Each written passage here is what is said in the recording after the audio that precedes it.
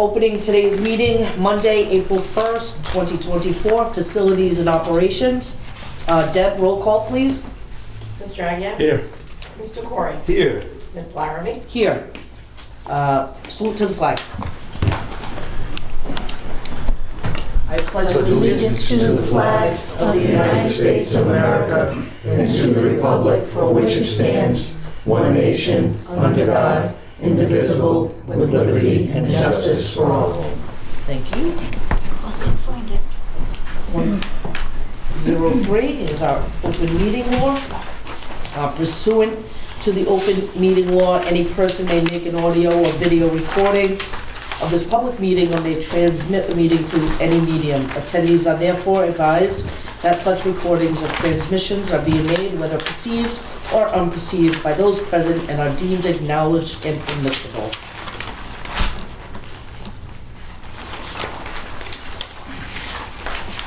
Citizens input, Deb? There is none. Thank you. Move on to discussion. 3.1, discussion and vote to refer Brightview contract. Madam Superintendent, Mr. Pacheco. I'm going to hand it over to Mr. Pacheco. This is the contract for the folks that keep up the facility at Durfee High School. So we'll put together a comparison of what we currently have with Brightview, what they provide us. It's a limited, I called it with boundaries, because they don't take care of the entire Durfee campus. They take care of the street side, the curb on Ellsbury, to the building, and then the back of the building, and almost everything that touches the building, and a little bit of phase 2 of the construction, so the ring road up until, again, the back of the building. The remaining area around Durfee is covered by our campus group. So what I did here was outline what they currently do, the services they currently provide, and then the contract is also attached. But I wanted to kind of separate what we do, what we've done, and the comparison both in dollars and what we're able to accomplish. First couple of pages are... Can I interrupt for a second? Yes. Just to try to figure out what's happening. I was under the belief that we were no longer using their services as of once the weather They are turned. not currently service So being used. this is totally, you're recommending to the superintendent a new contract They for currently... something, is that what you're So going to get if to? you, Yes. Ms. Aguiar, if you look at the contract itself, it was a 3-year proposal. We only signed up for one, as we always do with all our contracts. And so this is an ask for a second year with the rest of the documentation. I didn't want to interrupt you, I just was trying to figure out Yep. if I was missing the fact that No, at prior meetings we talked about, we added 6 staff to that, 4. whatever, to make 6 people. It Make was 8. told to Make me 8. and the committee that we were going to do everything with these people at that time. So that's why I was just trying to set the, Yes, that's all. and that's absolutely true. We have the minutes to prove exactly what was said that day. One of the statements that I made, and I was asked the question by Mimi at the time, was, do you think that 4 is going to be enough? And I can't say that right now, because in the document... I don't want to go, I just was trying to set it up. I don't want to, No, it's not. feel It's free not to going go to do be. your thing. Yeah, I just wanted to put perspective on what I'm looking at, that's all. absolutely. Thank you. Absolutely. So you're looking at the comparison of the two. What we can provide, what we can't provide, how many people they roughly spend 40 to 48 hours a week on site, of which it's 1 day normally. They come in and do other services when they do the feeding, the feeding of the grass and the shrubs. All of that fertilization is all done on top of the regular cutting that happens every week. The mulching is all part of this particular proposal. So during the reorg, the Department of Campus Services grew by 4 employees. The last employee was hired, I want to say, the last day of October. Came on board October 31st. And that's when we finally had the 8 people. What that didn't do for us is allow us to do any cutting so far with that crew. We've done all the other work, and there's some photos in there when we get to the Director Torres's presentation. In that presentation, it'll show all of the things that group does during the winter and up to that. May I? Yes. So the custodians right now are still cutting? No, Oh, but no one okay. was cutting. We cut what we were cutting, Okay, and we okay. picked up a few of the buildings. And currently, I don't want to take away his thunder, but currently they're setting up to start doing that work, cutting edges at the schools, Okay. setting up Durfee, all the netting, all of the items at Durfee, treating the new fields with grooming and the such to get started. So what I put together here was the 2 sides of taking care of Durfee High School. One side is using Brightview to do exactly what they did this year, nothing more, nothing less. And basically, there's a comparison of what we would do and what it would cost us. Dollar-wise, Brightview Landscaping Services, if they were to be contracted with us this year, would be $168,528. Last year, I think, was $164, if I'm not mistaken. And for Fall River Public Schools to do that, what we would do is we would assign 1 employee that their sole duty would be to take care of Durfee. Every day, all year round, would be assigned to Durfee. When that person was out, that would be covered with overtime or pulling another employee from Campus Services. And as I stated in here, the only thing that I'm not sure of is pulling that other employee, actually pulling the 2, but pulling an additional employee out of the regular service to be able to take care of everything that has to be taken care of. We didn't have enough time to do all of that time study and actually go out and see how long it's going to take us at each school. What we're finding now is that the schools have not had the work that Durfee has, the cutting of the edges, all of that fertilization, all of the trimming, all of that particular brand of landscaping at any of the other schools. We cut the grass, we did what we could with what we had. The custodians took care of the grass, they took care of the weed whacking, and that was about it on the schools. And the schools looked okay, but that's not what we were looking for. We're looking to try and bring those schools back to the day that they were turned over to us from the city, with the landscaping all in place. Most of that landscaping is gone, dead, ripped out. Grass grows in most of the spots that used to be flower beds and landscape beds, and we're trying to get it back the other way. In order to do that, my best guess was 4 more people to put together an 8-person team that would work in groups depending on how the director and the employees figured how they were going to do that, which would be the best method. So the financial comparison, as I said, $168,528 for Brightview to do it.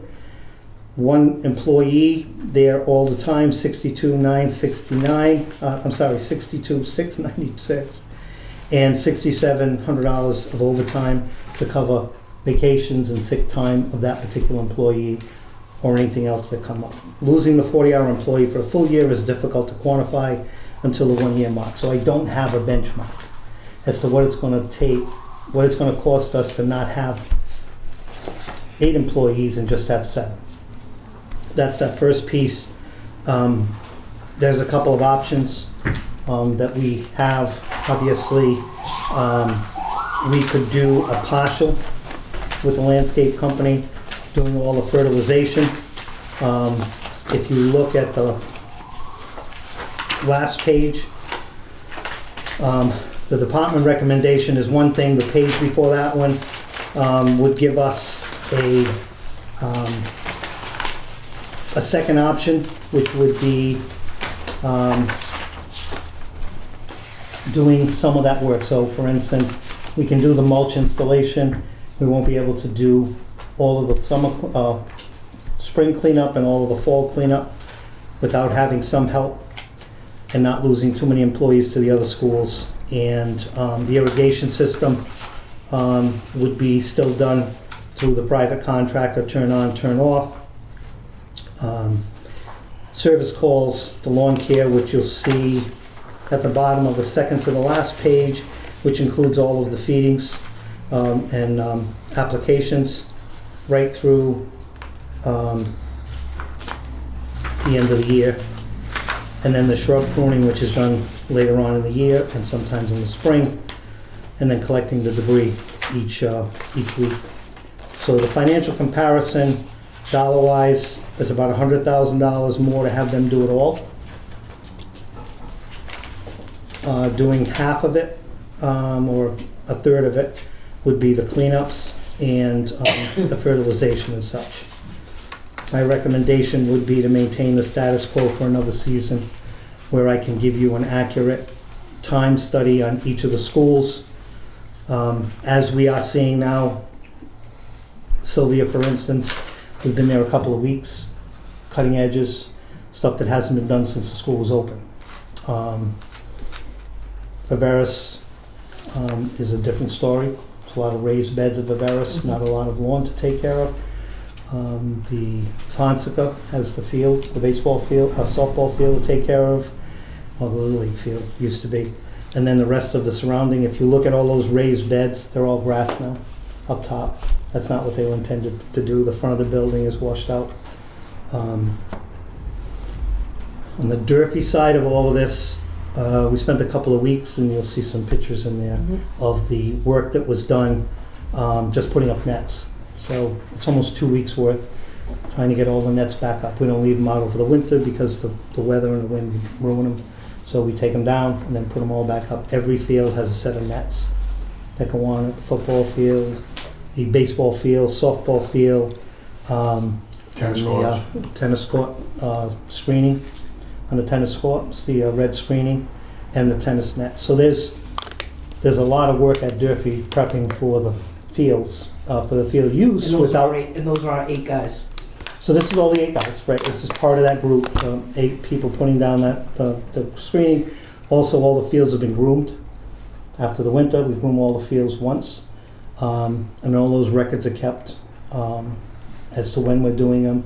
And then we keep track of how many hours they've used, and then redo that process 3 or 4 times in the course of a year. The Durfee campus alone is a big area to cover.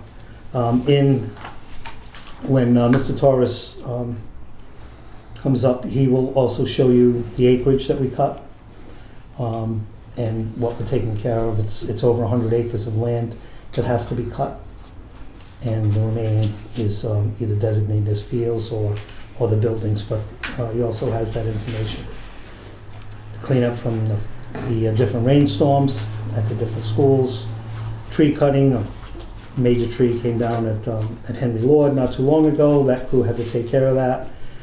There's a lot in here when he gets to that. This particular piece, and again, I was there at the meeting. I heard what everybody else heard, and I said what I said. And I also agree with Mr. Aguirre that that's exactly what was said then. That's exactly what was said then. Hiring people for the last hire was October 31st. We did not have enough time to do the time study that was needed to figure out exactly how many employees we need every day doing that work. And as you can see with the spring, rain is 2 or 3 days a week right now, and that will end. But for now, it makes it difficult to do that work. They are still out there in the rain, cutting those edges on the beds and preparing for the mulch installation in about 3 weeks. Go ahead. You beat me. Go ahead. Just in context, have you looked at this and are you endorsing this proposal? Have your leadership team looked at it? We've had this discussion, Mr. Pacheco and I will say I have a different, I struggle with this because I don't like to go back on my word, because we went over the minutes, I went over the video and talked about what we told the committee and what we said we were gonna do moving forward. So we've had many discussions about this, right, Mr. Pacheco? Yes, absolutely. Personally, I feel that we're never gonna know what it's like to be 100% staffed, ever, in any department, because you always have, people that move out, people that call out sick or whatever, so that's a factor that is always gonna be a factor in whatever, whether you're a school, whatever the position is. So I think we have to test it out at some point to see whether we can do it or not. I wanna be respectful of the fact that they're the experts and they're the ones that are doing the work, but I also feel like we added staffing and we need to test those waters. So, just, I thought it was clear, I voted against the reorg, so with a lot of different reasons, one of which was I think we added too many staff. I think we don't have the proper pay scale for laborers. So we're paying everyone $60,000 to cut grass, basically, and I don't think we have a scale. So if you were gonna run this organization as a business, you wouldn't have everybody doing the same pay. You'd have a foreman, and then you'd have somebody that may have some technical stuff, but then you'd have more volume of laborers that could do some of the work that is needed, not necessarily what's in this contract, because so I think that was part of the problem. And now we need to have either more staff so that we can get vacations or whatever else we have to do, but we still don't have a laborer. And we still don't, so there's no scale, and we're paying pretty top dollar. So we're paying a licensed plumber $69,000 or whatever they get, thereabouts, and we're paying these folks that can cut grass without a plumbing license $60,000 or whatever it comes out to.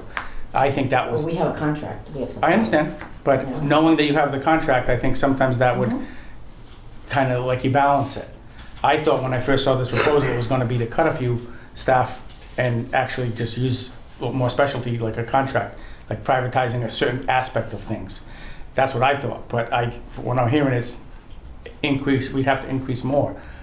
Like I would have no problem having a specialist come in to say we need to do specialized lawn care, this, that, whatever. It's our if we- specialists. But Or- at what expense? This is in addition Yeah. to. I was thinking we were going to get a proposal to say it makes more sense to do some specialty items and then have it. So I'm definitely not in favor of a proposal to go. We need to have the people we hired, including the director, do his work, hold them accountable to do their work, making sure that they're giving us an 8-hour day, and see what you can do. And then at that point, I think knowing we have that system in place, to your point, Madam Superintendent, would be, well, we have to do something different because of X, Y, and Z. I just think we're going to pay for extra money for what? And $100,000 is $100,000. $20,000 a month is a lot of money. I mentioned that the last time, we should, if we were going to do anything with that, paying a landscaper, we should put it up for bid for some local people to be able to apply for it as well. But I'm not in favor for a variety of reasons, and I think at the end, when whatever time they come up, I'll have more questions on what we currently are doing, but I'm definitely not in favor. How are you? Mr. Corey? So, who's the director of this particular project? Yes. Mr. So, Torres. how would you say your staff is? Your staff adequate enough to handle the immense responsibilities of the landscape? Honestly, right now, I couldn't tell you that, because, like Mr. Pacheco stated, the last person that we hired started at the end of October. I mean, I haven't really, and the weather is... Yeah, so there hasn't been any of that lawn cutting and stuff, right? No. Or it's not only lawn cutting, but you're Well, it's also not only clearing work, and grounds, if you, right? if you look at those pictures, like, here's an It is. example, like Spencer Borden is one of the things I did the courtyard, Spencer Borden. Yeah, If you look at those pictures, that courtyard was never touched. Never touched. Right. So my staff came in, I had my staff come in, it had to be on Saturdays. Because we can't do it during the week, because the only access to get in there Right. is through the school, into the classroom, into the courtyard. They spent, what, 4 weekends on a Saturday to clean it up, just to cut all that trees, all that overgrowth down. So, Yeah, that you answered my question. The next thing I need to know is when it comes to mulching, right? Is mulching absolutely essential? Because the price of mulch itself is skyrocketing. Can we stay away from mulch? well, you can, but I mean, you're not gonna bring the property up. You want it to look, you want the properties to look good. Yeah, I'm just. And here's the wondering. thing, so this year is gonna be tough, because it's the first time that these schools are all gonna be addressed. Yeah, Because they haven't been addressed in years. Here's an example, like Sylvia School, like Mr. Pacheco stated. sure. My guys have been working there. Sylvia School's a big property to maintain, so my guys have been up there. I mean, you're more than welcome to take a ride by there and see what they do, so far the work they've done. There's gotta be like 20 or 30 trees that we have to cut around. We cleaned the entrance on the right-hand side and on the left. We started cleaning the back of the school, that access road back there, trimming all those bushes. Where the sign is in front of Sylvia, we cleaned all that up. We made a nice bed to make it look nice. I'm trying to prep everything so when it's time for the mulch, all we do is go pull mulch down.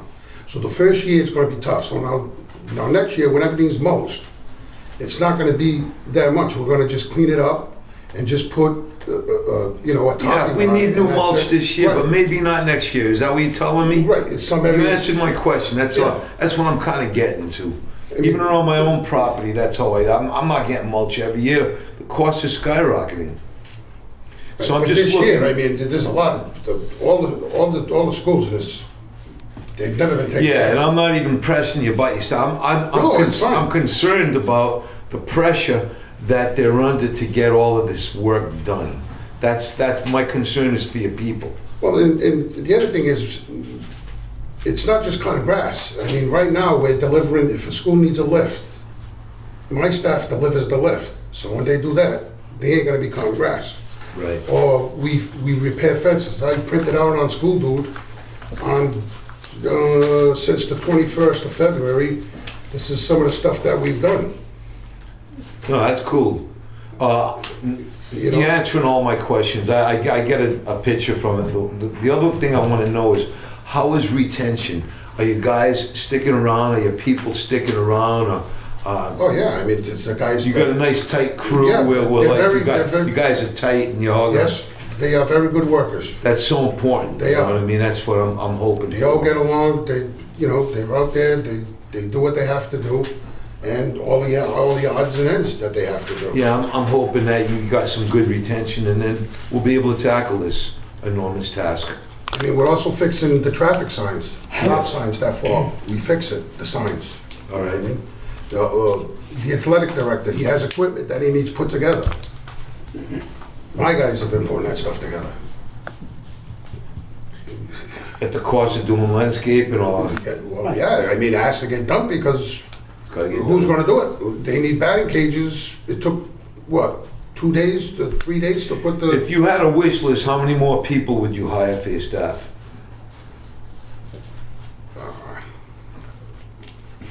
I don't know, 3? You think an extra? Three or 4, maybe? Is, I would say 4 is a small crew could go out and work so many little But if things. and plus you got vacation and you got sick time. Okay, so. So here's an example, so the last 2-3 No, months. you don't have to get into that. Next question.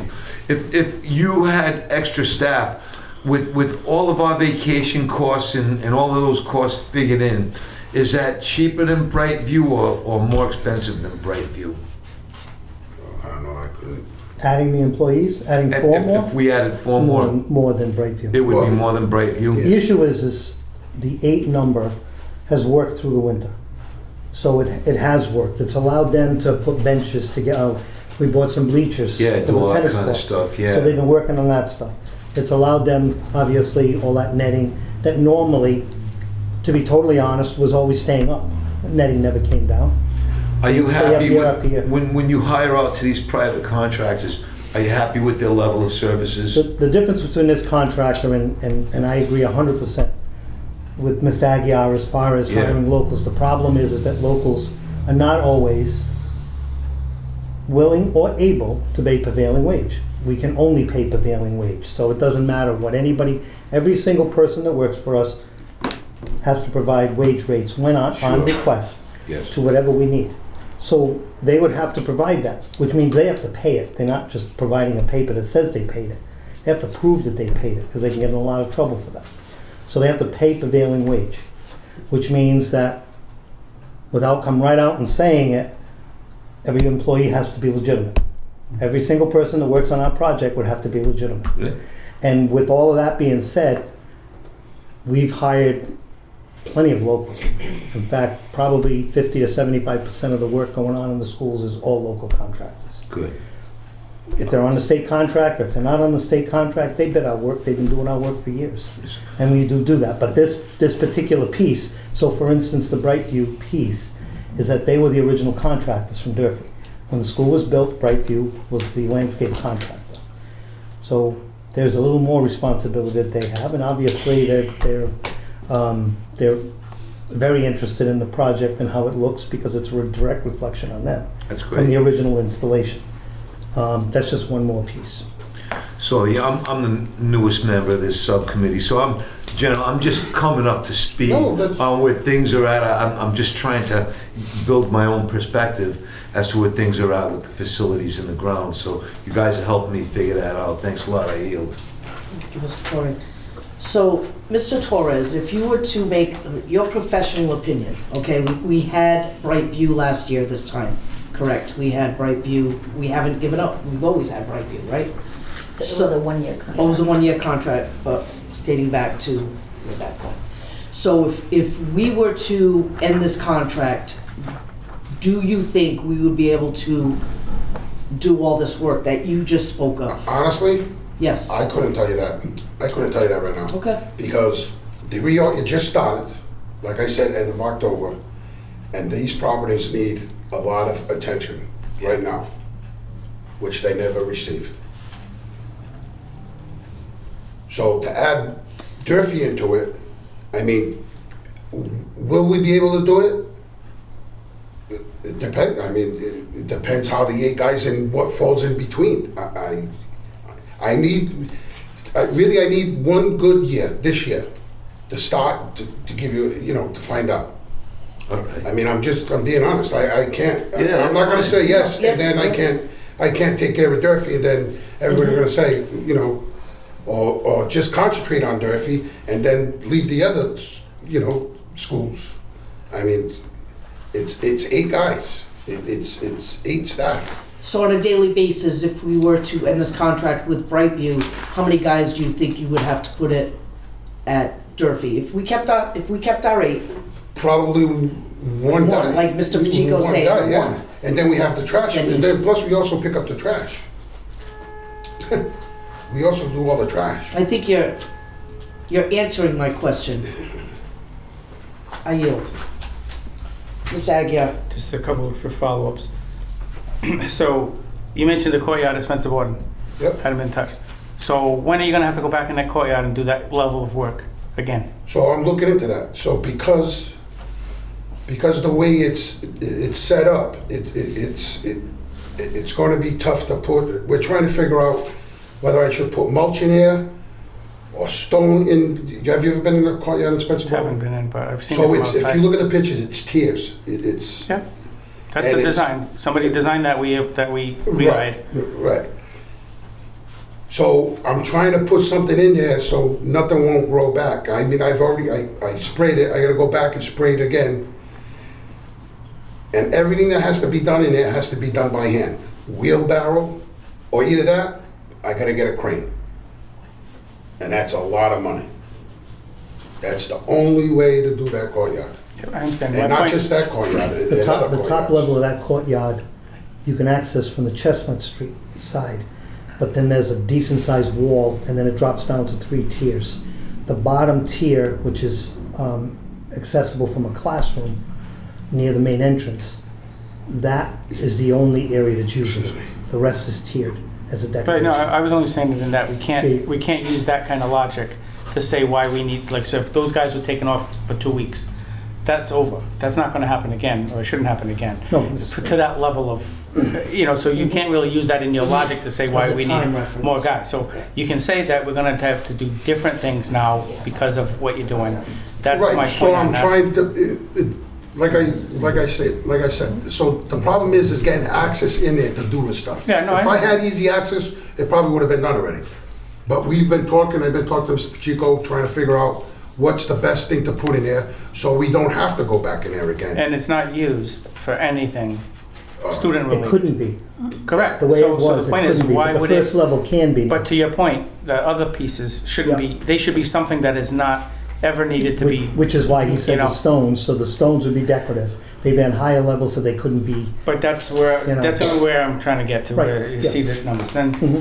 you talked about the time study and all this stuff. So if we use that same logic in the next discussion with custodians and how much we would really require for that, we're gonna blow this contract out of the water, in my opinion, because of the volume. If we're using, like, how long does it take to properly clean a building the way we should have with the areas, the right size and everything else? This 150K is chump change compared to what we really need if we get into this, which is why I asked the superintendent the first question, because the superintendent's in charge of this district, making recommendations for the whole district. So she has to make recommendations based on the custodians, the maintenance, the teaching, all of the different areas. We can't just keep saying, well, we do a time study, let's wait another year and do a time study and see how much we need. If we did that across the district, we would, even though we have money now, we'd be bankrupt, because it's gonna really tell us. So at some point, it's gotta be, we hired these people, I disagreed with it, but we did. You hired them at a higher rate than I would've hired them, you did. So now if you need a laborer, you should be coming to us saying, we need a laborer to be able to do some of this stuff. but we don't need laborers. We don't need laborers. Then we don't need this Grass contract. cutting is not just Then we like don't cutting need it at this home. contract. I'm, Just saying.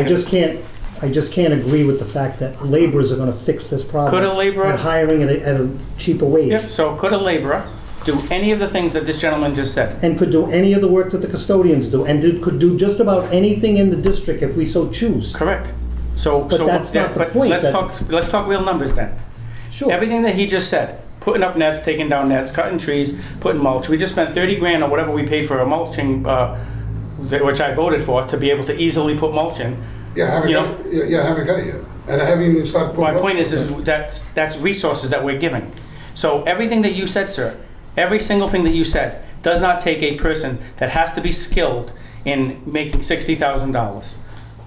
In my opinion. And you can say I'm wrong, you can, whatever. No, I mean- The fact of the matter is everything that you said, I didn't set the pay rate, so. I understand that. But if it was your business, you wouldn't be saying, let's pay everybody the top dollar so we can't get laborers to do some of the laborer work. Well, There's a difference in If I labor. could, just, with all due respect, the reason why we lose people in this district is because we don't pay.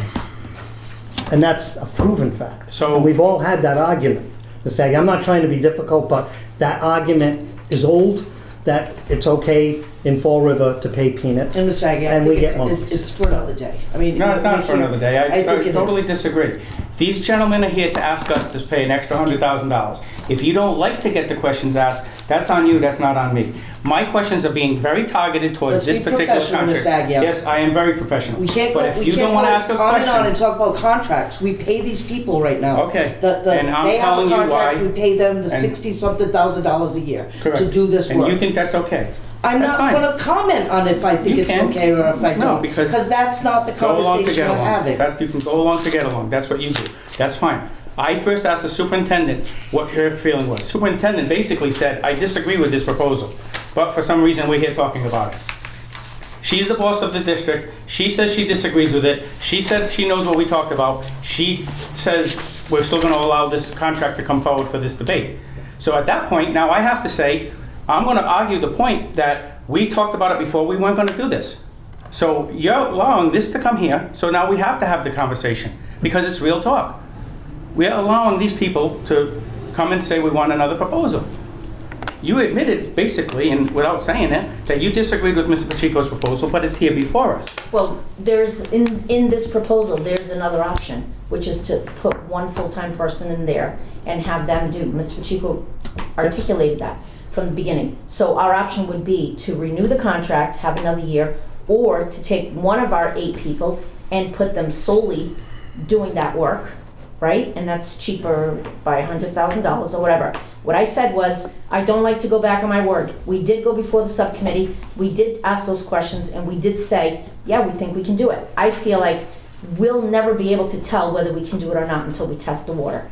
I feel like maybe we need to test the water to see. Let's put a person, dedicated person, to that and see if we can. And if we can't, then we come back. But we're never gonna know that. And I get it, there's always gonna be people on vacation, there's always gonna be people that are absent, but we will never know whether we can keep up with it or not unless we try it. So isn't that what doing nothing would be? Well, I don't understand Not why we're doing getting that. nothing, the other piece would be to say, listen, there's two options here. I personally feel our option 2 is reasonable to say, let's try it out and see. That's, Mr. But Pacheco is that's not very what you're well aware, saying. we've had this discussion But- many times. But you're saying you want to add another $60,000 position? No, I didn't say No, that. No, no, what that's I not what said my proposal was, I says. think we need to take one of the 8 people we have and make that their full-time. They're gonna keep up with those grounds, and Right. we're gonna see if that works. Exactly, I no didn't say we addition. need to add another person. Right. Take one of those No people that additions. already I are guess there. that, my point is, why is this bright before us? It would have been much Because clearer it's- if you just said, my recommendation as superintendent is, we got it exactly what you just articulated. We hired up to 8, we said we weren't gonna add, we're gonna see what happens. Let's hope that we're doing systems, we're holding people accountable, and the guys are doing a great job, or girls, whoever applies, and let's go with it. This whole discussion doesn't even need to be had then. Well, it does, because I also respect the fact that they're the professionals. Mr. Pacheco feels strongly about the fact that he thinks that we cannot do it. So he wanted to come before the committee and to say, this is what will happen whether if we do this or if we do that. And your so that the committee recommendation is knows. option 2? My Go recommendation with it would be and see what option happens. 2. I make a motion for superintendent's recommendation. I need to have a question. Yep. Mr. Pacheco, would the superintendent's recommendation be feasible, or So, would there be a better alternative? So first of all, I apologize to the superintendent, this happens quite often. But I apologize to the superintendent for causing such a ruckus. Since I came to the department from Yes. the other side of the world, I have been allowed to use my best judgment, whether it be snow removal, which I would say I'm the expert in the Totally. room maybe, and some other things. And she's always allowed that. Yes. And the former superintendent also did. I obviously didn't have a good read of the temperature, or not as good as the superintendent did here. I will make whatever works, work. We're gonna do the best we can. Yes. I will be honest, we will keep very good records, as we would have the other way around, as to what we can and can't do. And my hope is that we can produce the product that you have there now at Durfee, and duplicate that with one of our employees, and the other 7 employees can do all the rest of the work that needs to be And done. I have no doubt, Mr. Pacheco, with your track record, which is filled with expertise, if this is just one feature of all of that work, then I'm sure we'll iron out all of the wrinkles that exist. Because when I look at your body of work running this department, I'm amazed at how much you have to keep together. I'm praising you on this because I know what you guys are looking for. You guys are just looking for a little bit of time to iron some things out and figure some things out. And I'm gonna give you the benefit of that doubt by supporting your proposal the way that you want it. So,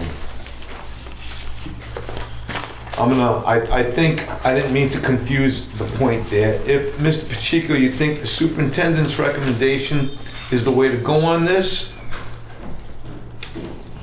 I believe that the superintendent would like to see exactly what I want to see in reverse. Yes. So either way, we're gonna have results at the end of this year. Either they're gonna be positive, or they're gonna need some work. And either way, we will have to deal with it at that time. That's fine, and I trust that will be done too. Thank you, I yield. So I have a question as well. So as far as a timetable, Mr. Pacheco, when will we be able to come back for the positive or the negative and discuss how things are going? I would If we- probably say March. When would you have your best? March, because we'll be able to have the worksheets for you for everything that they've done for that full time. And then you'll have what we can and can't do. And the proof of what we've done at the other schools will be easy to see. And hopefully we'll do as good a job with Brightly, with one employee there, in the same amount of time frame, and we stretched over a few more days. Right, and Brightly ends what? July? Brightview ends, no, they're done now. They're So done we now? would renew from April on. April 1? Yeah. So we're going right into this. Yes, we are. Next budget season, we'll be able to. Right, yeah. During the next budget season, we're already gonna have an idea as to how the summer goes. It's Okay, Brightly from April to November, more or less. okay. So we'll have an idea as to how So in this plays out. your binder, it said we were at, what, $6,700 overtime? Is that 6,700, and accurate? that's a guess, we're not at that yet. What I'm Okay, saying is that we have an employee, depending on who bids that particular job, it's gonna be posted as a position, to spend that time at Durfee, that, whatever that person is, and whatever their salary is, that will depend on how many weeks of vacation, Mhm. more or less, right? Okay. So if they have 3 weeks vacation, that's 3 weeks we have to cover that project. mhm, And then whatever else, happens, days, sick time or personal day, right, all of that stuff can't be predicted. We know the vacations, right. but that other stuff can't be predicted. So the 6,700 is a projection. Projection, but On not top on of the their motion salary, that we right. have on the table. No, there's nothing to do Okay. with that. No. So projection, Well, was it'll be, the proposal is us going with our own employees, no Brightly, okay, and that is the projection. It'll be the salary, Okay, Brightview, I'm that's what I was sorry, I keep asking. saying Bright. okay, Brightview, Brightly. it'll be the salary plus the overtime, and then the other thing that we'll be able to quantify is the work that's gonna be done by 7 Okay. employees, and whether or not we're keeping up on the other side of this. Okay. okay. We have a motion on the table. Do we have a second? I'll second it. Okay, all in favor? Or roll call? All right, Aye. Aye. follow-up question? To not high, but I guess the motion should have been just, I don't know. It's the end. I Well, think yeah, it's the just, I think contract's it's just ended. giving you Yeah. direction, Right, basically, yeah. Direct. Yeah. to basically Right. not do it. Right. So on the, where are we at with the spring cleanup and so At Durfee, nothing. We haven't So- hired them at all. to do anything. So I'm just looking in the old, and I don't have the old scope, maybe it's here and I'm missing it, but when it went from April to, I got the months, but, It's April to November. so knowing, once it ends, what are our locals as far as like the irrigation, that, are you prepared to do all of that work that was expected that you would be doing? Well, the irrigation, I would have to rent a compressor and all that other stuff to do it. Or we'll purchase stuff. Or we'll purchase it, Yep, we'll be fine. because it's not just any compressor, you need a high. Yeah, no, compressor. I was just referring to what was in here, if we're gonna do it in-house and see how it goes, which I think is the right thing. Yeah, we'll take care Like of it. April 1 is today, so we gotta be prepared with doing these. The next couple of weeks. Items. Fortunately, the weather was cold. When I looked through it, it said there was no, it was too late to germinate seed or something like that. Like, I just, that doesn't make much sense Right. to me, why we didn't do that, because it was under your department from November on. Some of that work was also done last year. in I'm saying, I'm just anticipation. looking on the, there's a thing here that says, will seed areas affected by grubs in the spring too late to in the season to germinate? And I'm like, well, why didn't we internally seed? It said carryover items? Well, it won't be, And then- we will be seeding, and we'll be following the recommended schedule for the spring application and all the other products, just as they did. Yeah, So we're gonna those- do it in-house, is basically Right. what you're saying. So when I look at that, I was just looking at it as, we probably, when it said we missed the season, I'm guessing, does that mean winter? Like winter came too quick, like when that comment is What made? I was saying was missing the season is that if Brightly was under contract, they would have started April 1, they would be there today.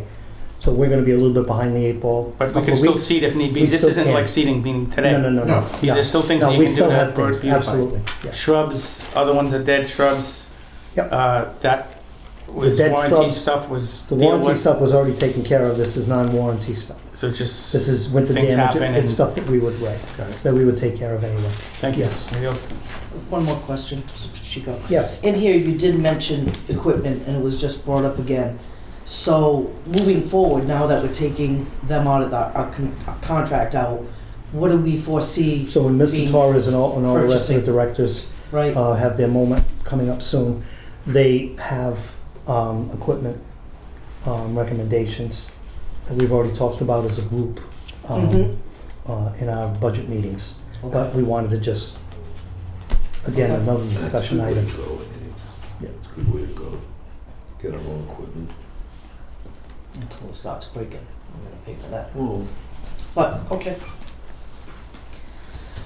All right, let's move on. 3.2.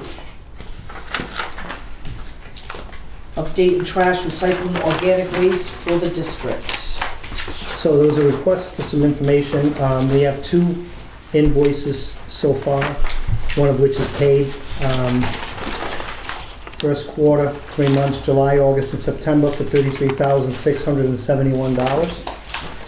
And the second invoice is for October, November, and December, which is $77,756.61. The discrepancy between the two is we generate a lot more trash when kids are in school full-time than we do when they're not. These numbers are higher than they were last year. The superintendent, myself, Kevin, Armida had visited City Hall and had a conversation with the powers to be about what they're charged. A couple of things have changed. One of the things is we weren't provided with the tipping records, so I wanted to see when the trash and the tonnage that the trash was generating. So that's included in now. We have a couple of items, so this invoice has not been paid because we have some additional conversation to have. The city has a private hauler. None of this work is done by the city themselves, and that private contract covers a lot of the work here. So I just need some answers. In my other life, I wrote that contract, so I know what it says, and I do have some discrepancies here.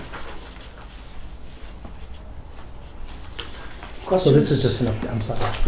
I just had a question out of curiosity, Mr. Pacheco, not according to any of these contracts, but all the schools have paper recycling going on. Is there any plastic recycling going on in the schools? The paper and plastic, so Fall River is single stream, Yes. so paper, plastics all go in the same container. Is there any credit given back to us as a result of doing that? No? The unfortunate part about it is, because it's single stream and the market is terrible for recyclables, it costs more money to get rid of recyclables. Yeah.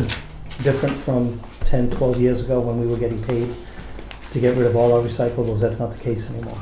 So the city is charged for recyclables now. Thank you. I yield. Ms. Agia?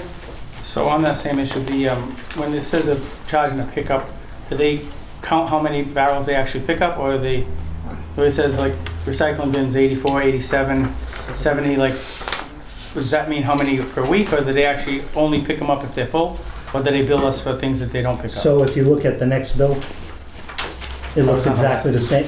It looks exactly the same.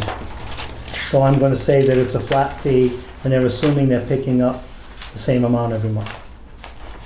And which, So I'm if on you that look at- last page that. Yeah, so if you're looking at October, November, and December, Yeah, if you look at that, there are 107.95 recycled totes and 18 trash totes. And if you look at the first one, it's 107 recycled totes and 18 trash totes. Yeah. So it's identical. I don't think that we're that regular, okay. that's thing. So it's a small number, but it's still a number there that's a little too convenient. So that's one of the conversations we're having, and the other one is the hauling fee. The hauling fee is This is the page I was thinking of, the last page. on 1/7. So we don't have a page after that last page. I think he was referring to this page. I was This one, referring to the bill, This, the actual bill. it says Okay, X, all right, that, This page 107. right here, you mean. But Yeah. those numbers don't match to this back one, I don't know. That might be for like a separate site or something? I'm not sure where these numbers even come from, But these, because they're not matching the quite small right. graph? The small graph, Yeah. yeah. It doesn't match with the rest of the numbers, nor it doesn't match with the tonnage either, Let's just pull it out. so. Or get us an Find answer on Find why. out. Find out Yes. why. Find out why it's Yep. there. And then when you look at the, I think I asked this question a while back about how much we pay, and it was 66,000 something in I that think our ballpark, last year was 60, 70 Last Last year year was was 85. for the 66. year.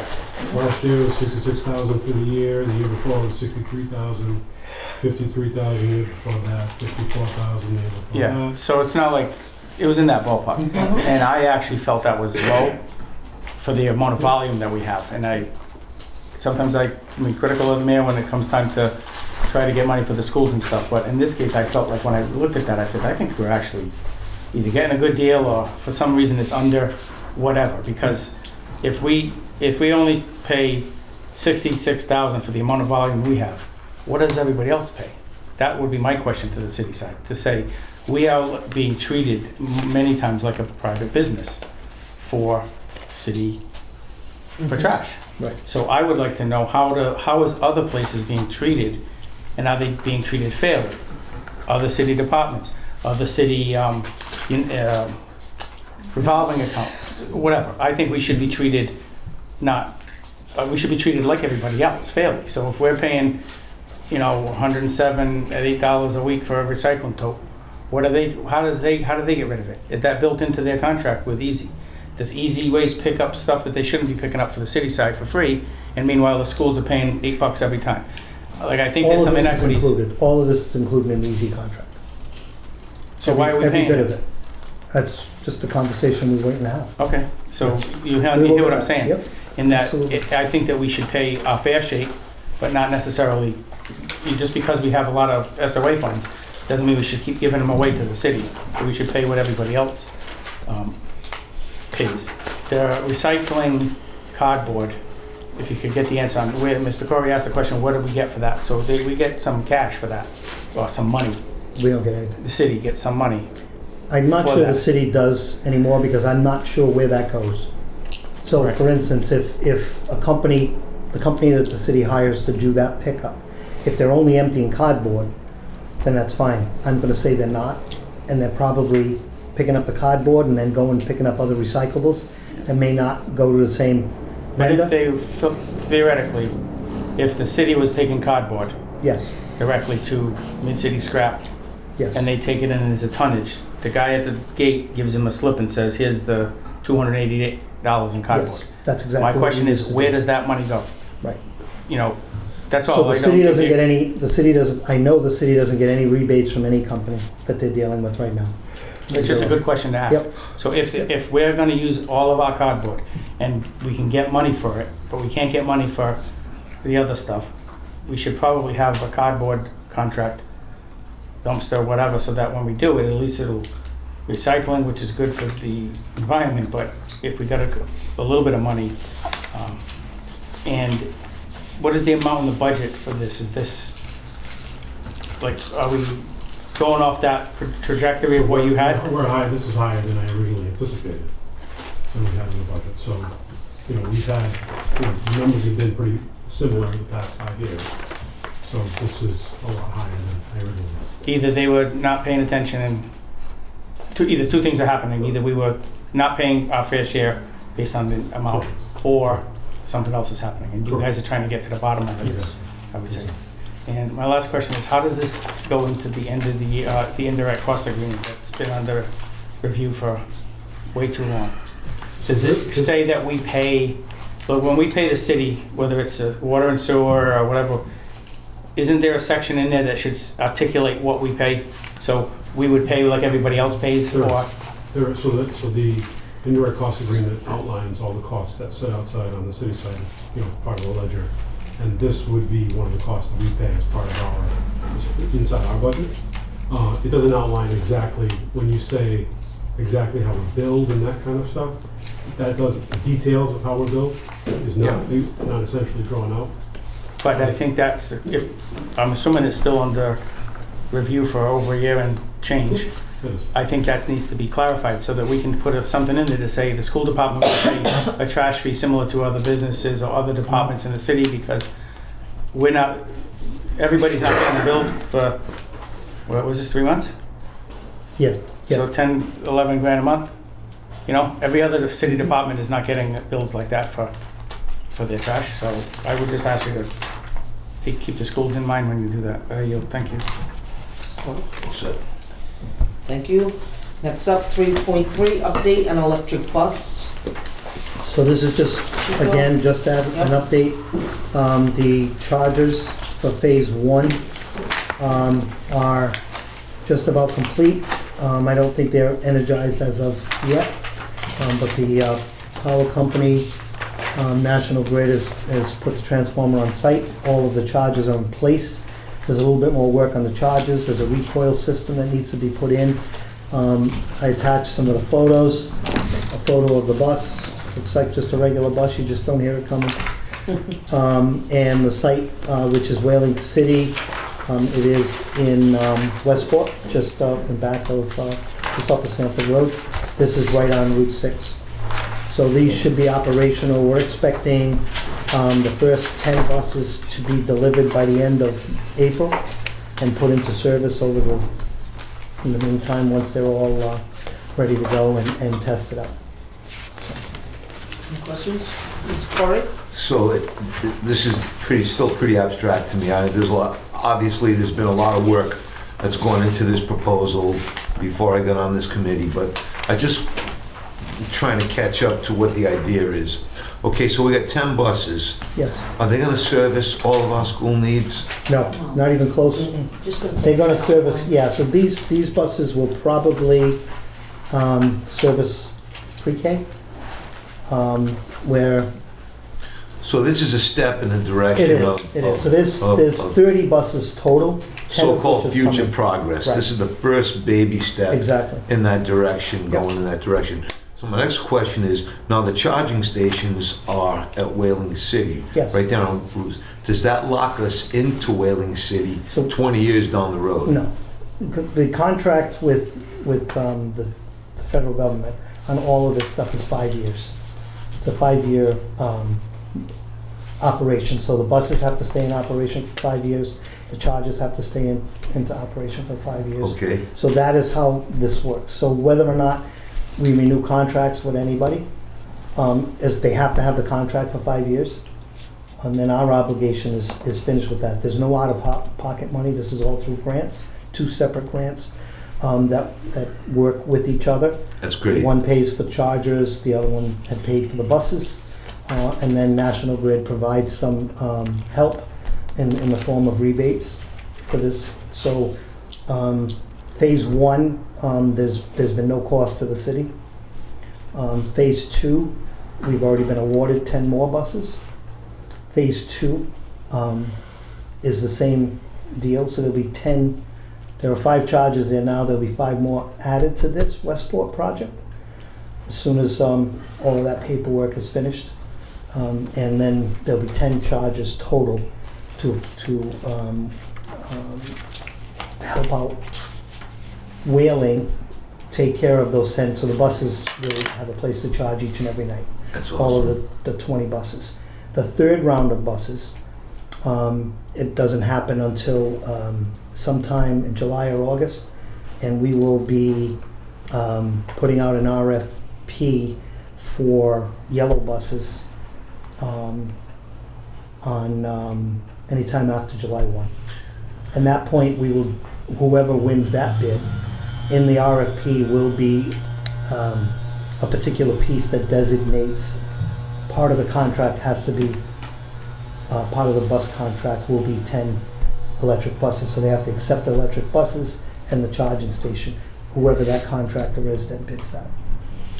This begs a question for me. The rest of the buses, not only the privately owned company, but the SERTA buses for the city that are internal combustion engine, those buses will eventually stay online until they phase out. They're slowly but surely probably gonna get some grants also. I'm guessing the regional transit authorities will be the next round of electric buses. The issue with the buses is the time it runs.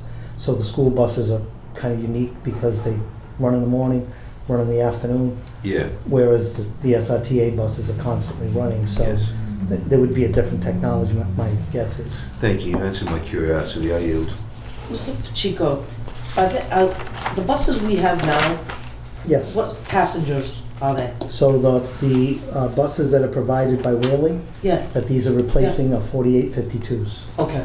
So that's what we Yeah, so the replaced 50, it. I thought we had Right. some 70 passengers. So these buses have the car seats in them, Yeah. built into the seats, Mhm. and they meet the specifications that we had in our contract Okay. with Whaling originally, Okay. yes. The next round won't be that. Yeah, The okay. next round will be 77 passengers. That's, I thought I Yeah. heard 77 and then I saw Yeah. them. Thank you. Yeah, I think that there were 77s in the original. I think Right. they And we had changed this we had to to change them. make, Well, the 77s wouldn't work for the pre-K pickup. It's too big, and there's too many wasted seats, because the pre-K They're pickup small, is Mhm. a smaller group of people due to stopping and going all the time. so on the paper here, I'm just confused. It says delivery date of 10/1/2024 from the Vivo bus companies. That's the original date. That was the So they original. The come buses in- are all in place now. So the buses So are we all can't yet use to it be... because there's no electric. Right, you can't get a bus delivery until the charges are in place. They were supposed They to. were supposed to be delivered 10/1/24. When all of these contracts started hitting the manufacturers put 2 or 3 shifts on at all of their factories and were able to produce the amount of buses that all the contracts that they received were able to fulfill those obligations. So the buses were delivered to Vito in Connecticut, I want to say in March, early March. And then they'll be coming to us as soon as the charges are able to be in operation and inspected. And you had mentioned that they weren't tested in the winter. Has that changed since? They've tested the buses in the winter. What they haven't seen is, they haven't tested them. They feel they've tested them in a controlled environment. They haven't tested them, field tested them for the amount of time. They're all warranted. We all know how much time Mhm. we need them for. The middle pickup with pre-K is the problem, because that bus would normally have a pickup in the morning and a pickup in the afternoon. When you add that third pickup, it gets them probably 75% of the battery, Mhm. charge. So they probably will have a mid-morning or mid-afternoon recharge. Yeah, they Waiting. got quick charges on those They do, but setups. what the problem is that we're waiting to see when National Grid is gonna determine the peak hours of charging. So Yeah. that is still to be negotiated with the. But if they prove that if we are running based on tiers and the like, Right, we're gonna have to go around the charging schedule no, in order the to, pre-K is the third round, so that's a different setup.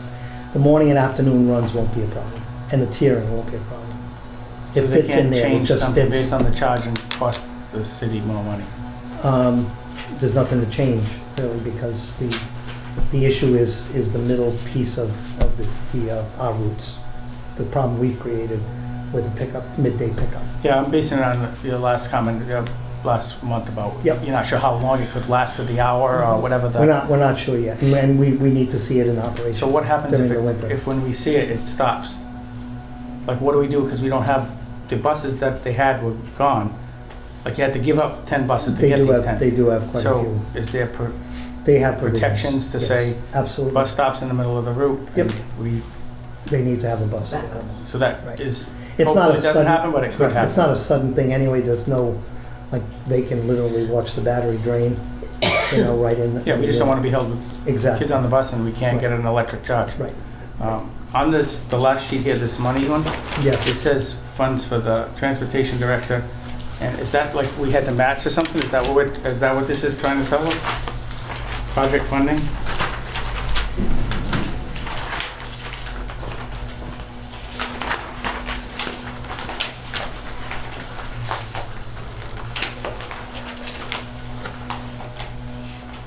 On the chart? It's this one. This, one of the green in colors, Yep. says direct labor costs, MSEC school contribution, 12,000. So and 10. yeah. So CEC contribution is the Clean Energy Center, which is giving us an additional 2 million. So they're paying $7,000 for the transportation director to us? Yes, not for us, not us. It would be for the expenses of the dealership. I'm sorry, not the dealership, the bus company. There are added expenses for the bus company. So school transportation director doesn't mean school transportation director. That means Whaling not our- City's it's not transportation Not our director? It's transportation. not us, it would be Whalen. Because I Whoever's wouldn't in consider charge them of to be a school school. transportation person. That's It's a Whaling whoever's City assigned employee. to us. They're Yeah. a transportation person. Right. That's assigned to us. Yes. So they're getting 7,000. And then it says school business administrator, cost share 10,000. What does that just pass through? Like, is that fake money? It's not fake money because someone's getting paid for it. It's not us, though. It's not coming to the school. Am I missing something? Like, on here? It No, says you're reading, school- I read Like exactly it what says you're school saying. business administrator, Yep. cost share 10,000. Where is that coming from? And if you don't know, It's coming I'd from like to get an answer. CEC. And who's getting it paid? I don't know. Can we find out? Yeah, absolutely. Yep. And then I can't see the other part is for, I guess, for putting in the charging station. The couple The hundred trenching thousand. company and the contractor, You know, yes. and then the piece that I had mentioned at the start of this was, what happens when a new contract comes, who pays for that money? And you're saying it's gonna be buried into the contract, which will just increase the contract. Who pays everybody else for to which thing? Contract. So if It would be, it If would Whaling be in City there, they're already getting has, buses. so if Whaling City already has, or whatever company it is, has 20 charging stations already on site, paid for by Right. somebody else, and we're gonna bid out the contract, and the next person has to bid and pay for those at their They site. don't have to pay for it. It'll all be paid through the grants. So they're gonna take those out? No, they stay there, and the next 10 will also be in the same kind of grant situation, where they will have the buses plus the charges. There's no charge per se to the city, nor is there any charge to the company that is hosting the charges. Those are all paid for, the installation is paid for. In the future, Beyond the 5 years is no longer a city issue. So the bus company will probably expire maybe 6 years total, the contracts. The new company will come on for 5. Their obligation is to use the electric buses for 5 years. They have to dispose of their other buses. paid so it for by behooves them. whatever, Paid for through the grants, through right? the grants, and then, Yes, when did the batteries, die? 7 to 10 years. And that's it, and the whole bus gotta go? No, but they can, I'm sure by then they'll have a better replacement value than they do currently. And this is just informational. That's all. Is there a presentation on transportation later? Like the Yeah, the yeah. departments? Yeah, there's really, I mean, there's nothing per se. What I'm saying is in Deb is the, in the here. back, if I have a transportation question, No, I can do it no, at but the Deb end. is here, Deb can She's answer one of the that. people. Yeah, Not about this. I'm Right. just in general. Thank you. Are you? yeah.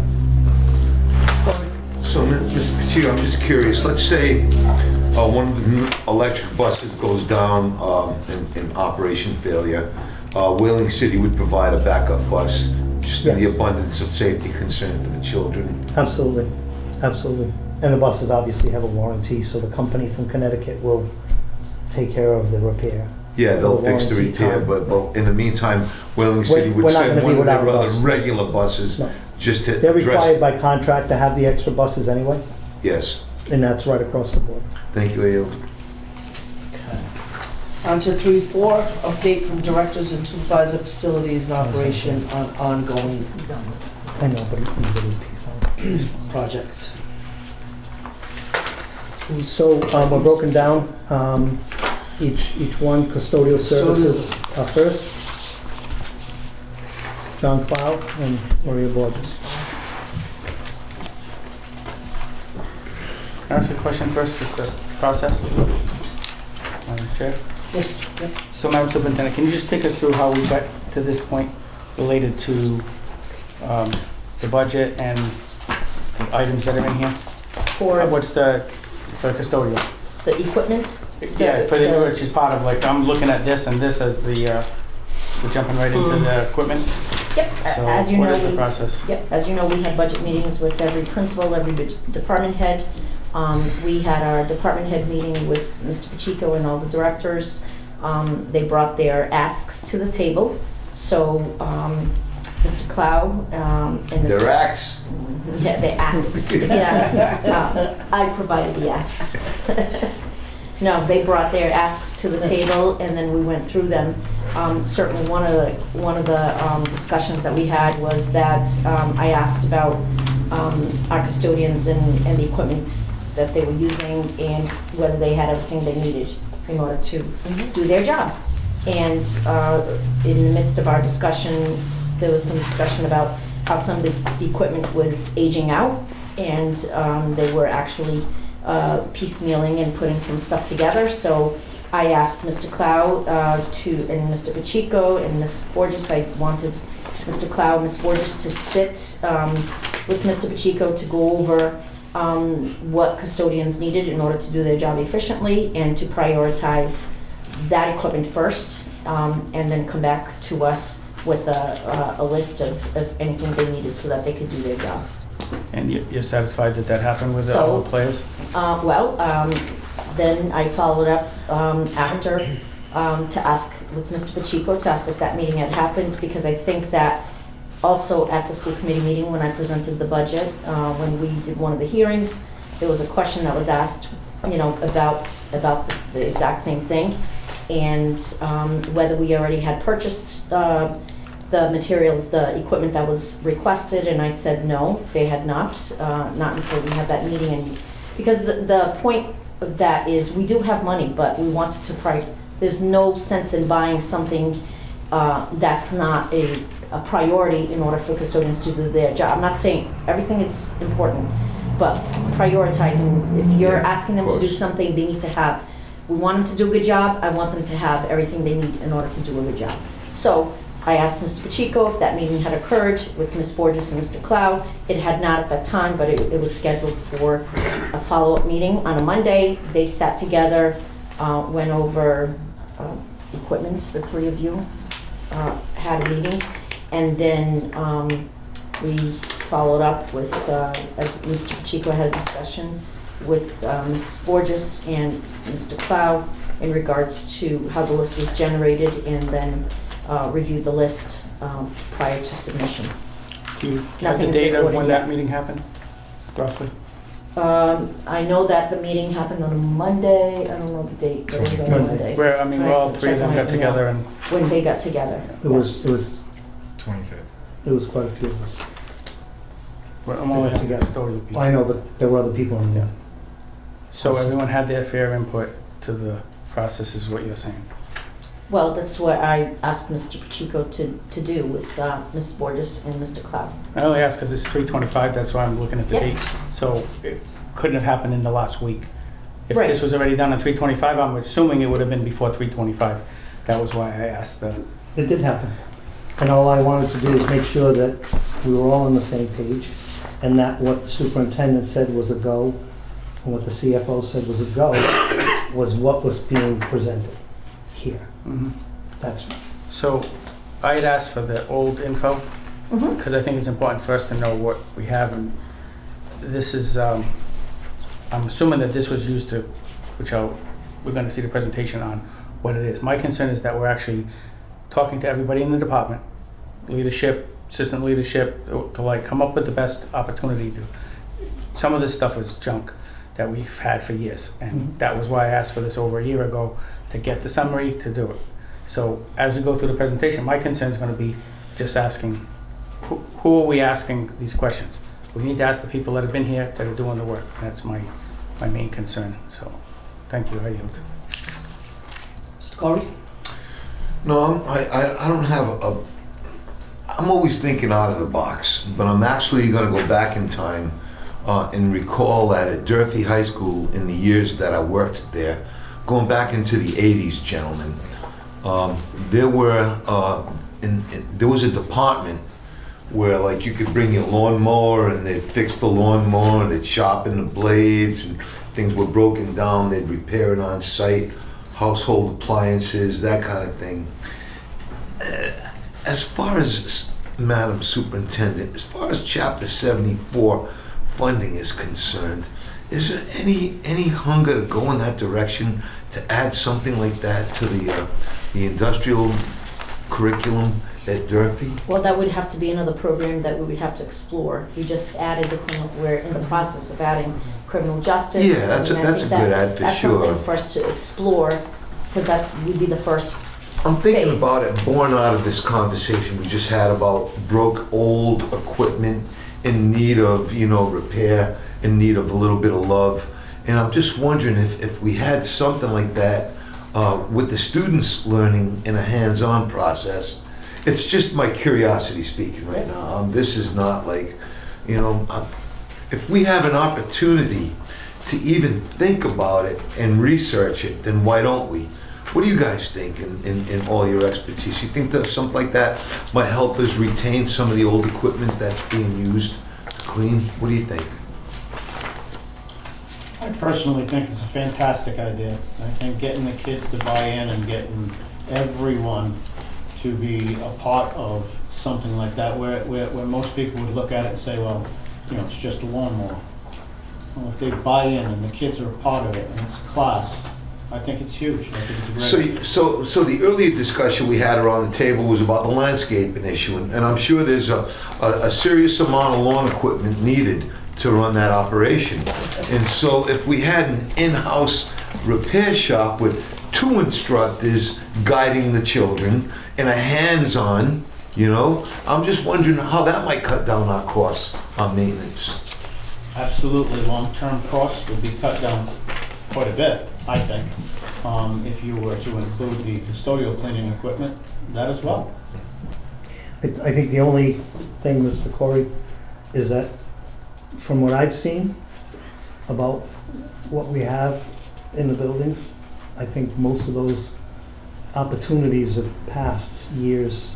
They're the ones they used in the 80s. You're talking about, It's the same one. Same you're talking ones. about the modernization of the equipment itself. No, I'm talking about the fact that they've been broken down for so long, to whether or not they are too old for us to work on. I I agree see. 100%. Yeah, I don't know what your equipment Yeah, catalog I looks mean, I like. agree 100%, Mr. Sinner, that the, for the lack of a better term, small engine repair program is a better name for that today, but would be very, it's a well sought after program where it exists in other vocational schools around as a Yes. CTE opportunity. I Yeah. just don't know, like, I would say it's a great idea.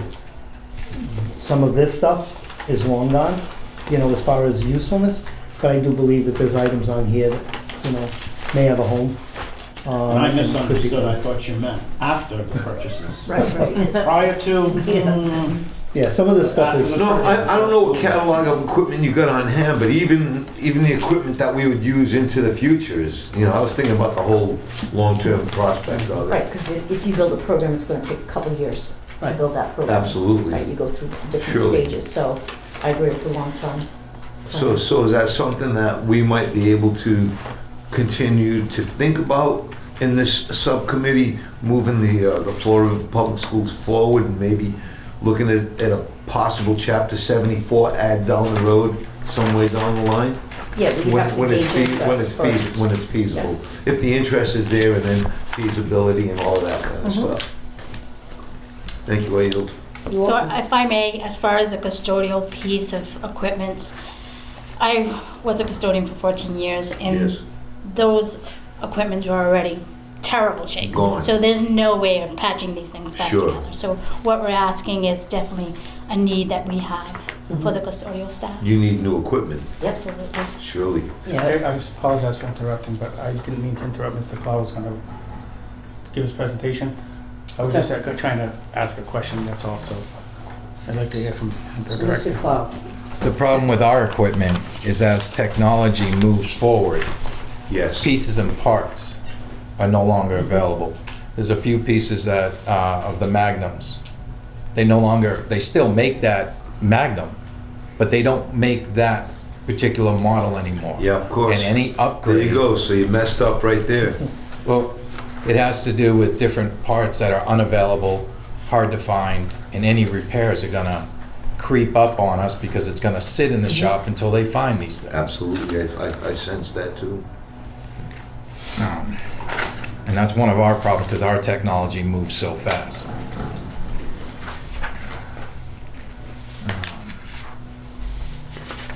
As far as the equipment, these are all things we need to get our summer cleaning and throughout the year done. Some of the schools, there's a spreadsheet. I literally called the companies to research each one to make sure that we had no chance of getting parts, or what the chances are of getting parts for some of this equipment.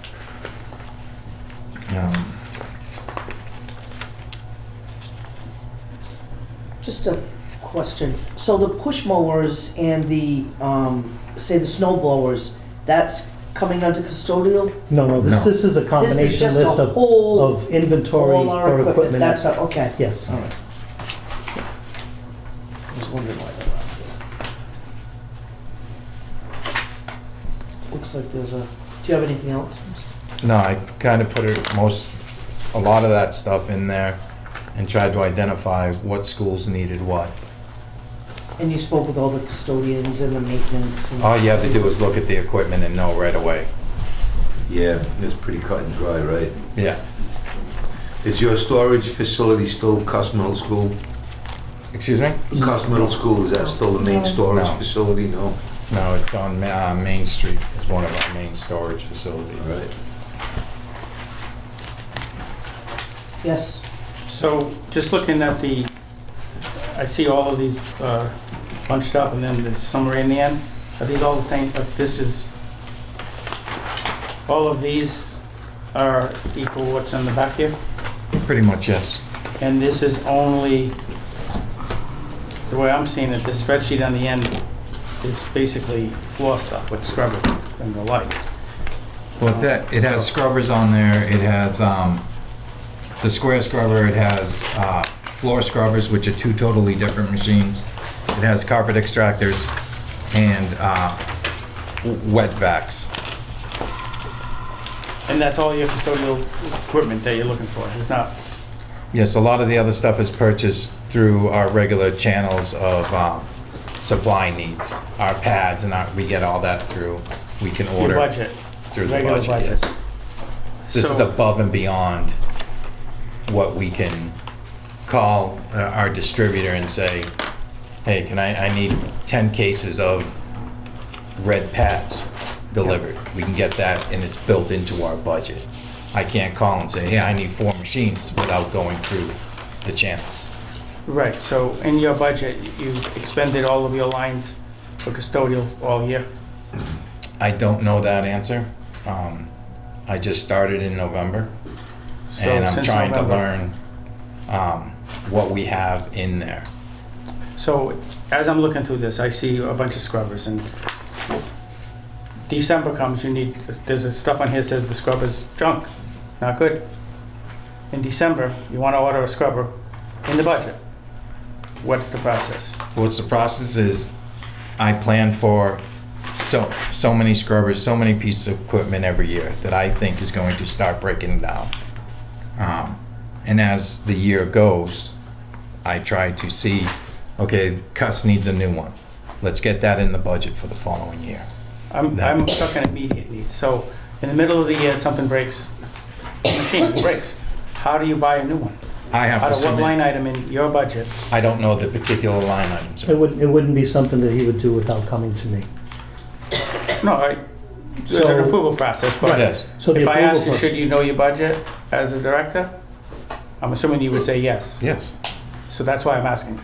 So during the course of the year, there hasn't been a case where you said, I have a need for a piece, whether it's a carpet washer, whatever, in December, since you've been here in November.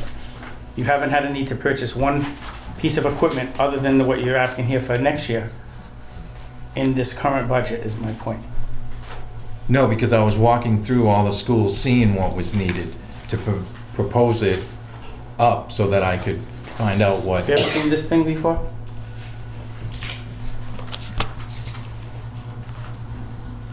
I don't know what. Oh, this is the one from Durfee. This is from the F&E, what they got and when the school was built. That's not what that is. What this is, sir, is about 2 years ago, I asked the superintendent to do a inventory of all of the custodial equipment. That's your department now. We sent out a gentleman named Mr. Borges, who works for either you or maintenance or both, I'm not sure, that's a whole nother story. Went around to all the schools and did this inventory of all of the products that we have in the schools. So when I say we had junk, it was based on looking at a report that was already done by your departments that showed every piece of equipment. Watson School, push mower, good. Snow blower, excellent. Snow blower, good. Leaf blower, good. Weed trimmer, fair. Floor scrubber, poor.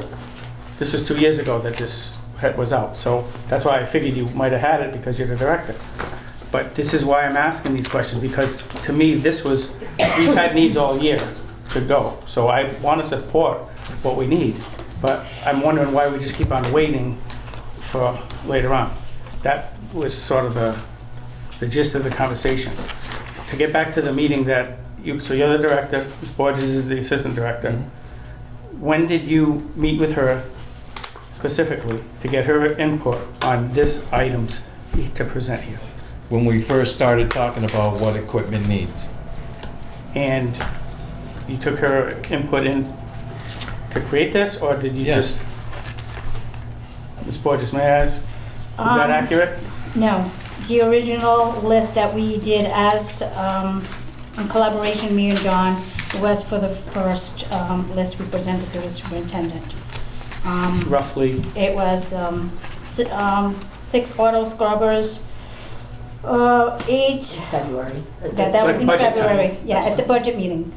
And it was for 6 auto scrubbers, which is the flow machines, 8 square scrubbers, and 6 carpet extractors. That was our original collaboration with me and John. We presented that, John presented that to the superintendent. She felt that the need was there for us to obtain more equipment for the custodians. She then instructed John and I to sit down and redo a list with the additional equipment. But that never happened Still to this day. until this day. It was just addressed with Mr. Pacheco after our meeting, that the superintendent again readdressed it for us to sit down. I approached John. John did not set aside a time for me and him to sit. Mr. Pacheco again afterwards called me on Friday, presented me with a package where I stated to him I had no clue what was in that package besides the original equipment we had asked the superintendent at their budget meeting. And Mr. Pacheco after gave me the paperwork and asked me, what do you feel that we needed? And I went through with Mr. Pacheco. He agreed what we needed, so there was additional equipment that was placed. And is that incorporated now in the It is, in the 325 yes. documents? So when, a lot of troubling pieces, I don't want to get into it at the present time, but I'm of the belief that when we do a budget, we have director, assistant director, they would communicate, go over the issues. We have an assistant director that's been here a long time, would have input, say in any That's organization. exactly what I instructed him to do, because she was the boots on the ground. He was new to the district, so I said, because she knows what they are using, sit down, because they talked about people duct taping or piecemeal, putting things together. I said, there's no need for that. So sit down, go over, you know what the custodians, she's done that work for many years, go over the list and make sure that they have, we can't expect them to do a good job and do their job if they don't have what they need. And I said that that's what we needed to do. Right, so I totally agree with what you're saying. I'm disappointed that it didn't happen, and when we say there's no meetings, it needs to, so when I'm voting on a budget, I'm looking at not only a number, I'm looking at what that number entails as a member of the committee. And I believe that we have this right to be able to say, this is what we want to get out of our budget. So when I'm looking at this, comparing it with this old, which this is part-time, I'm not doing this full-time, but I would like to see something like a materials list for equipment by this, so that when we look at it, we say, look at all the, whether it's a scrubber, a square scrubber, round scrubber, whatever it is, we should be able to see it very clearly that here's what the district has. We got 14 buildings, we all need to have, this, that, and the other thing, so that when we knew, if we say, yes, we're gonna vote for this 250,000, at the end of that, we're gonna have, all of our equipment here would say, new, excellent, or some sort of date where we can go by to manage, to say, yep, everyone has a need. There's wetbacks in there. How There can, is. like, not this school, but I'm just saying in general, a wetback's sort of an important piece when you got spills and you got, so if you have lousy ones, it makes sense to say we have 18 buildings, we should have 36 wetbacks that are of good quality, commercial, not stuff that you buy, for your house, whatever. If we get it in a document like this, I personally would rather see that, so that we can know what we're getting at the end of the purchase. And when you mentioned 8.6, I don't know what that means about what was the rationale between why you recommended the? Well, that was the beginning, because we didn't know what we were going to be allowed to get right off the back until we spoke with that budget meeting with the superintendent, and then she just said she absolutely agreed that the Department of Custodians was depleted of equipment. So, and then that being said, we said, okay, then we're going to up our equipment to what we need it to be. Correct. But when you said whatever the amount of Okay. scrubbers or whatever, what are we getting at the end now, the bottom line? I know there was stuff that I don't want to get into right now, but That sheet at is this point, accurate. This sheet is accurate. Yeah, but so. I'm saying at the end yeah, of the that was day, how does that changed. show what we our have and equipment's what we're going to look adding. like overall? Well, So I'm gonna say that everything that's poor on here will be disposed of. And And that, then the fair stuff and the good stuff Yeah. are gonna stay in that's what I was going service. to say. There are a The few problem equipment that's good. the problem with the large purchases is, chances are, they all break down more or less around the same time, and we're always doing large purchases. So what this will allow us to do is, there are a lot more wet and dry vacs in the district. Okay, there are some buildings that have a few, we know we have some available to us. So we're gonna still buy, chances are we'll be buying a wet vac next year. We'll buy some scrubbers next year, and we're gonna be buying this stuff constantly, because we're not changing the entire district. This is just a drop in the bucket of equipment that we need. And eventually, all of those that say good or fair are gonna be replaced. Yeah, As time wears out, or they'll be put in as spares, we'll put a new one, keep these as spares, and we won't run them into the ground, which has been the mantra. Running until they don't run anymore. I totally agree with you. What I'm suggesting is that what we should get is something, this with a little more detail, I understand. to say the dates and times We and can stuff, provide because that. I'd actually be inclined to put more. I asked her, why is it only the floors and the stuff, because that's what I was looking at here. I think the custodial department has a lot more needs for some other things, probably. If we were gonna get them up to doing, like, you want them to do the job, you gotta provide the materials and the equipment. But not everything is a big ticket item, so, for instance, if I needed a wet vac tomorrow, I'd buy it, it's only $978. And I'm not saying that, to be cavalier about it, but if I need a wet vac tomorrow, we're gonna buy it. I'm not gonna buy the auto scrubber at Absolutely. 14,000. Yeah. I'm not gonna do that, but I am gonna pick up the small items, because we shouldn't be without it in that particular building. So I'm sure that there are dozens of other things that we need to buy. Some of those will be bought as we look deeper into what the custodians have.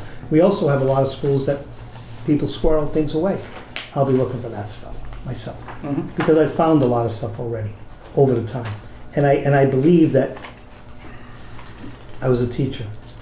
I had cabinets that I stored stuff away and squirreled it away, because I always knew the bad times were coming, because they came, and everything's, is a cycle. And I know they're doing the exact same thing. The problem is that there's no way to get a gauge on things without actually knowing what's there. And that work hadn't happened. So I'm assuming that now this is a list that everyone agrees on amongst the three or four of you, because the superintendent had to get involved. But This the- document here, As far as like the floor stuff and, Which document are you talking about? so the document, yeah. yes, No, this one here. that kind of summarizes all these pages. No, I know that, but Well, that doesn't have anything, yeah, it summarizes these pages, nothing to do with this. Right, These are but what I'm two saying is, what separate you're asking here is that These are 240 some purchases. Yes, the thousand, 294. whatever, Right. is something that is agreed upon Yes. relative to the four people here. Yep. And then beyond that, you can make a better presentation at some point of each school, Yep. whatever they need. I would expect that to come from the director, to say each school has the following equipment, custodians can see it, they get their way in, no, this is junk, because we shouldn't have to hear, like superintendent said, they're duct taping things or whatever, snow blowers don't work, so is that something that can be done at some point in the future? Yes. You can just have the columns and that stuff. While we're talking about the floors, I was always intrigued by the, I think it was 150,000 for the unmanned scrubber or whatever, the floor thing at Durfee. The three of them, yes. Yeah, how is that, Working out very well. The robots. The robots are working out very well, cutting our costs by 3 custodians, one for each floor. and they're working with Yes, the technology or whatever, Yes. I saw it myself, I was all freaked out by it, it works real good. Because it's all sensors, the sensors guide it along. Cameras and other things. and the yes. repairs and stuff, they're We holding have up is not, what you're saying? yeah, we have not had any Same. major repairs so far.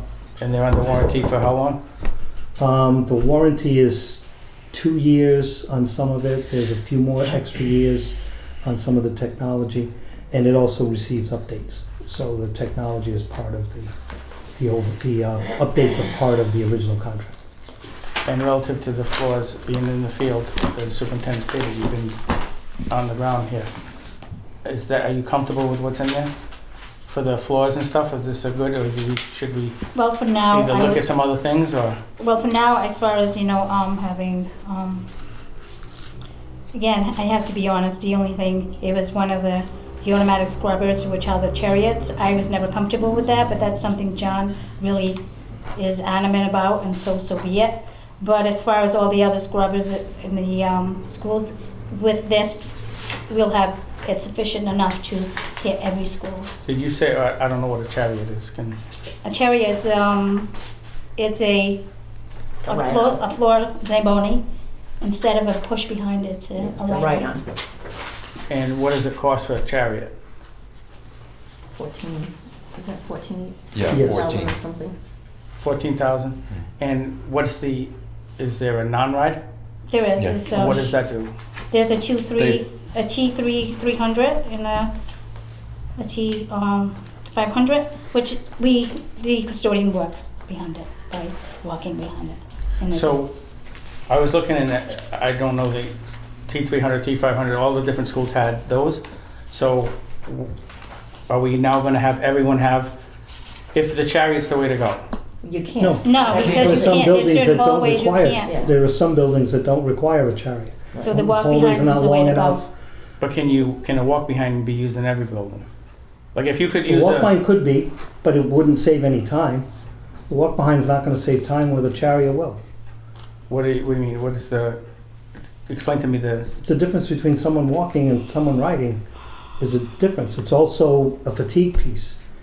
The hallways, for instance, Durfee would be a bear to do walk behind, as opposed to a chariot. Now, this one is the next step above that. The Durfee one is automated.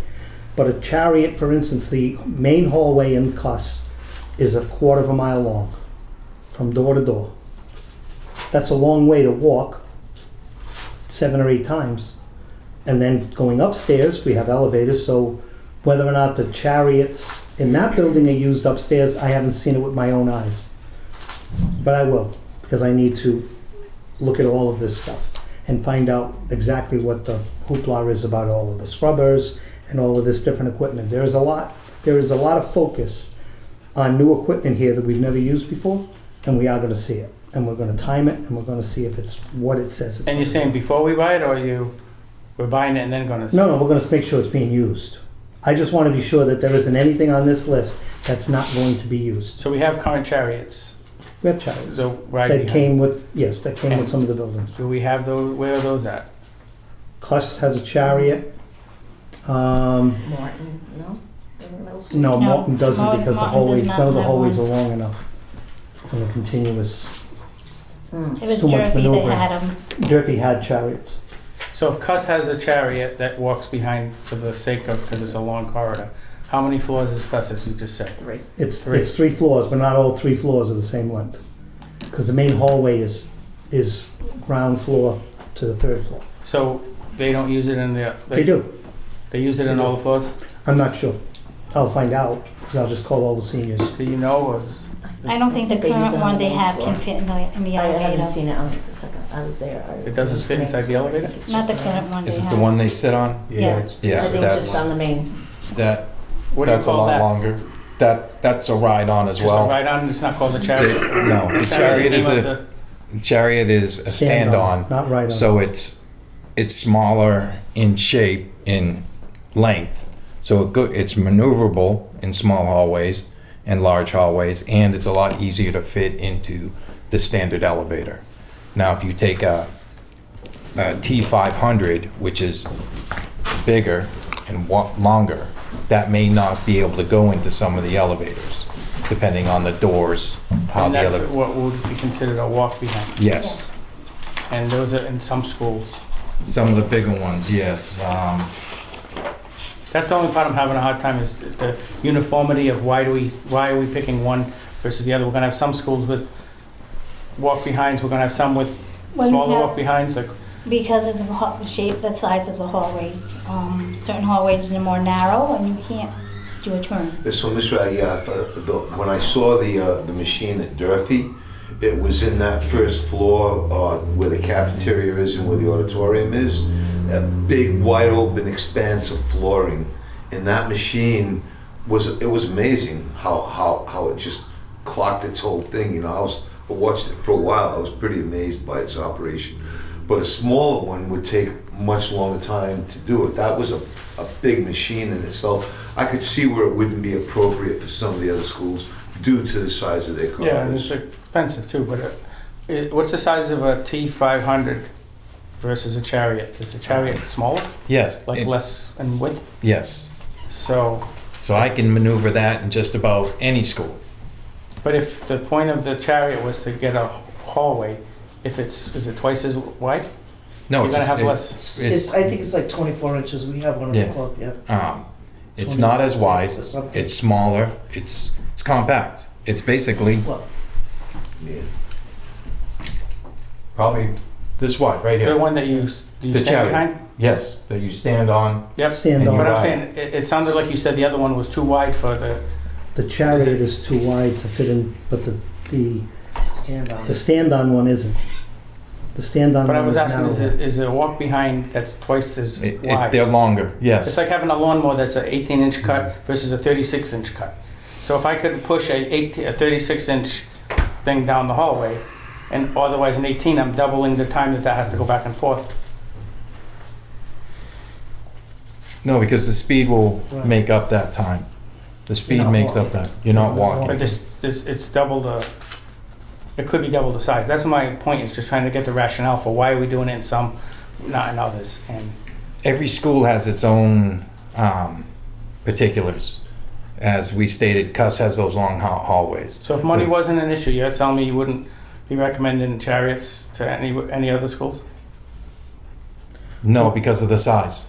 Well, I think at the end of the day, if we didn't have the money, there'd be a whole bunch of things on this list we wouldn't be buying. No, I'm saying as far as what piece of equipment. So, No, but that's what I'm saying. If money wasn't the factor here, if money is the factor, then we throw this away and we start from scratch. I didn't believe that money was the factor and we didn't get pushback for this. So is this number higher than the original one? I think it's higher by about 42,000. We've asked for a lot more than this number. And this is trying to we're get us gonna have close to- And everybody's gonna have all the floor needs that they need Yes, as far as Absolutely. I'm yes. totally supportive of, I think we have lousy equipment. I wanna support you with the equipment. I would just definitely asked to try to get us this list a little better. I think it's gonna help you to get some more resources from the school committee, in my opinion. With that, I yield. Thank you. Just a comment more than a question. I wholeheartedly agree with that aspect, especially with the dates in the schools, and we can have that overview so we can be as supportive as you guys need us to be. So that would definitely help on our end, have a better understanding of what is at each school. Okay, we are on Sorry, to campus. can I ask one more Yes, question, yes, custodial? yes. We talked about this before, that the custodians were gonna not be required to cut the grass even though it wasn't in the contract, vice versa. Have they been given notice what their requirements are? We are, The meeting's coming up, that's why I'm asking. we are going to be having a conversation on a document that'll be reviewed by the union very shortly as a holdover until the negotiations are finished. So they're gonna get some clarity one way or another. Yes. Because I know people hear it and then they say, well, we never Yeah, heard. They will have clarity, Thank you. absolutely. Thank you.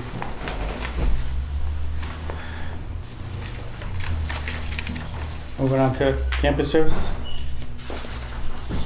Yes.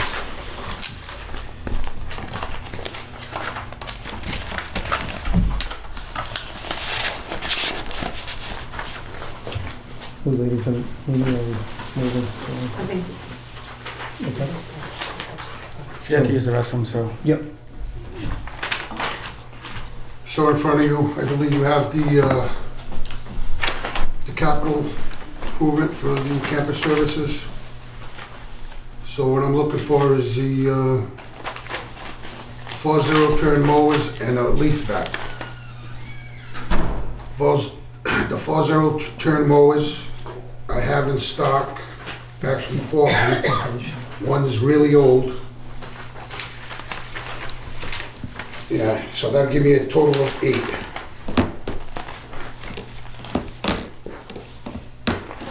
And the reason for the other 3 zero-turn mowers is because I like to set up 2 crews, because we got 2 trailers. That way 2 on one, 2 on the other. One crew goes one way, put everything on the trailers. That way when they go out to a site, they have everything there. And that's it. Done deal. Yeah. That's the way it should be done. And not only that, so I have 4 of them. If anything breaks down right now, just say one breaks down, I'll end up with 3. Sure. And that ain't gonna. It's not gonna stop operations. That ain't gonna work. Even the 4, it's gonna be really tough. Yeah, but you can still keep your operations going until the repair's done, right? Right. First one. With these assets. Are you requesting an extra? These are all. This is all extras. The 3 This is all new are. purchase. These are all, the 3 zero-turns are a new purchase. Can you explain what you're looking at? Because I'm confused a Right little. here, Kev. I'm sorry? You have 4 items, but they're all different amounts. So Right, when you're because saying they're different, 4, because they're different size mowers. And it's a different brands. so all I'm saying is that for clarity, when you're saying we have 4, I'm asking for 4, I'm looking for a document that says 4 of X item. What you have is 4 different items. And you have a rationale that you're trying to tell us why you want the 4, but Well, it's it's- 1, 1, 1, and 1, and not together. One costs Well, that's the way $22,000. right, I did it that way, the prices that, I should have put them all together, I did it. So you got 3, so there's 4 items there. One's a leaf vac, which is the number 2, is the leaf vac. That leaf vac is, so right now, the guys, when we were cleaning up fall, the guys were putting the leaves in the barrel, taking the barrels and dumping them in the truck.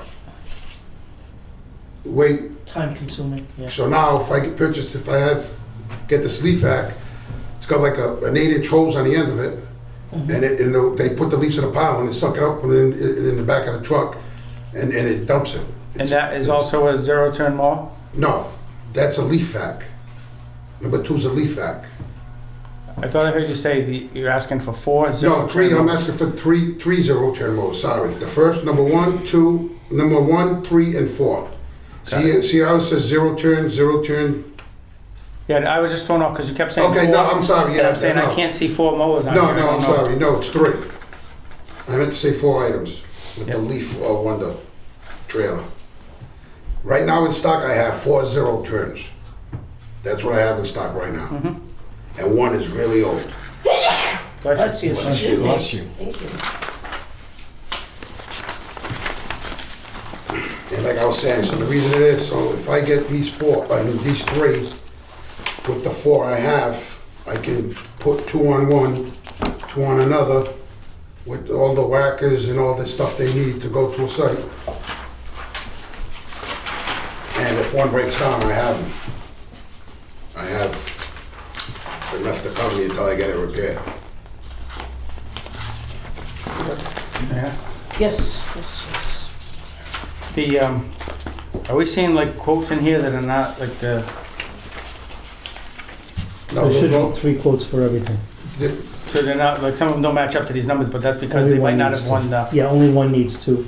One of each of those matches, so there's packages of 3 quotes for each so, item. right, so the one, so all those numbers that match there is the Hillside, they're the lowest bidder out of all the quotes I got. and the trailer, you started to talk about a trailer to put the, so the guys go out, they have the stuff on it, We which already I have think it. we, We have We've the already trailers purchased already. it. I have the Yeah. trailers already. Yeah, we have you the were just 2 talking trailers. that in general. Yeah, Right. that was, yeah. Right, so that's why I need these extra 3 0 turns, because right now I got 4 of them. I mean, a trailer makes sense because that's what you Right. go out and you I don't got come a back to the cargo, shop I to got- get something. Right, it'll all be Exactly. on Been the saying that trailer. for a couple of years, Yeah, so. I got a cargo trailer and I got another And trailer. how does the workers get to the site? They get in the truck and they The truck with the trailer, yes. trailer on it. Right, yep. And how many people fit in it? Is it, I don't know your equipment. Like, does everybody jump on the same truck? So if the 4 of us are Well, on the the crew. crew cab, the 550, I think can hold 4 guys in the truck. Right, So basically, every crew is, if you got 2 crews, they're going out together? right. Yeah, one No. crew One crew, 2 in one people truck. would go with one truck, 2 people would go with another, and then depending on what other equipment is going to that, would be the other trucks. They're not going, like 7 different people going 7 different, No, No, you're going with, as a crew to do the work, you're not going back and forth to the shop. And no, no, that's why I need the extra ones and they're gonna be in the trailer. So when, like, just say they go to Sylvia School, they need to cut grass or do whatever, they're gonna drive up, they're gonna pull up with the trailer, they're gonna have all their stuff in there, the lawnmowers, the weed whackers, the blowers, the shovels, the rakes, whatever. Yep. Whatever they use. And they're gonna pull up there, they're gonna do that at school, and then when they're done, they come back to the office, or if they're done in time, they'll go back to another site. And when you say the leaf vac, I'm assuming that you mean that picking up leaves is part of your Yeah. responsibility of your workers, not the custodians. No, it's us. Yeah. So they go to each school, pick up all the Which we leaves, started this fall, we started doing some schools this fall. but that's under your 6 Yes. people, it's not a custodial. Right, 8 people. 8. Who is the 8? Is that 6 workers and like 7 workers? It's 8 No, 8 total. it's 8 So you're the total. 9th staff? Yes, And sometimes do you cut grass too? I would hope not. I'd like to, but no, I'm saying you can, right? Like, no, No, that's grievable. no. No director should be doing anything like that. None of them. And they've been told that by me. They don't touch the tools. That's not what their job is. Yeah, well, sometimes when you gotta have all hands on deck, I could disagree with you on that. The snow plowing, you've got on here about a plow. Yeah, that was a truck that I was gonna order, but I held off on that truck. So, That truck was gonna be 137,000. okay, so what is the, The reason why I pulled back on it is, number one, I thought it was gonna be 90,000, but I'm gonna see if I can get away what I have to use. It's another we'll see how we make it through. Well, we needed to prioritize. Yep. Let's get all the equipment first before we Exactly. spend $100,000 on the no, truck. I get it, I'm just going through the process. So Yeah. when the schools come, we say, what did you ask for that wasn't done? And we should see that so we can know, same thing here. So we should see a document that shows the director recommended a truck because the following reasons, blah, blah, blah, blah, blah. This is why we need the truck. We see it. It might not have been funded, but we can see it. I'm only reading a 1-sentence question mark. related to it. And then all of these pictures are all stock. That's all stuff that the guys have been, my staff has been doing. Can I ask how much outsourcing you've done since you've been here? How many outside people have done projects under your, None. none? No, my guys have been doing everything. So no So the only people vendors that have actually, been hired? no, or no anything? vendors. So since I've been on, since I was hired, I contacted Carlton from the construction class. So he's done he's done work, several jobs for me with no charge with the kids. Yeah. I'm talking about outside No. companies. So you No. haven't outsourced anything No. as far as Snow cleanups or removal, anything? yes. Snow removal. Oh, I mean, I'm sorry, snow removal, yes. Other than that, you- Other than that, no. I had a question on snow removal, just a brief one. So we had overtime sheets from early in January for a storm that we didn't get any snow. Yeah. Can you take me through how that happened? So I saw like hours of Yeah, overtime so that said snow. I told the guys to come in because they were predicting we were gonna get the snow, and the snow never came. And then, you know, I had the papers, I don't have them on. I don't look at the details, I'm just in general. So we came in, I think it was what, 8 o'clock or something like that, or 6 o'clock. I was here through the whole time. And they kept saying snow, snow, snow. It snowed, then it rained, then it snowed. And then I think the first night they left at 12, I believe. Don't quote me on it, but I'm trying to think now. It's been a while. I don't have the papers in front of me. And then the next morning, that's when it finally hit. Like at 3 o'clock, 4 o'clock in the morning, and that's when everybody came in, and that's when everybody plowed again. I mean, then everybody came back in. Yeah, when I asked for the overtime, it looked like there was overtime without snow. That's why I asked for it. There was. What would There it was, be, is there contractual obligations for minimum Nope. hours? The reason why you call in people is you go by weather forecasts. There is no other way.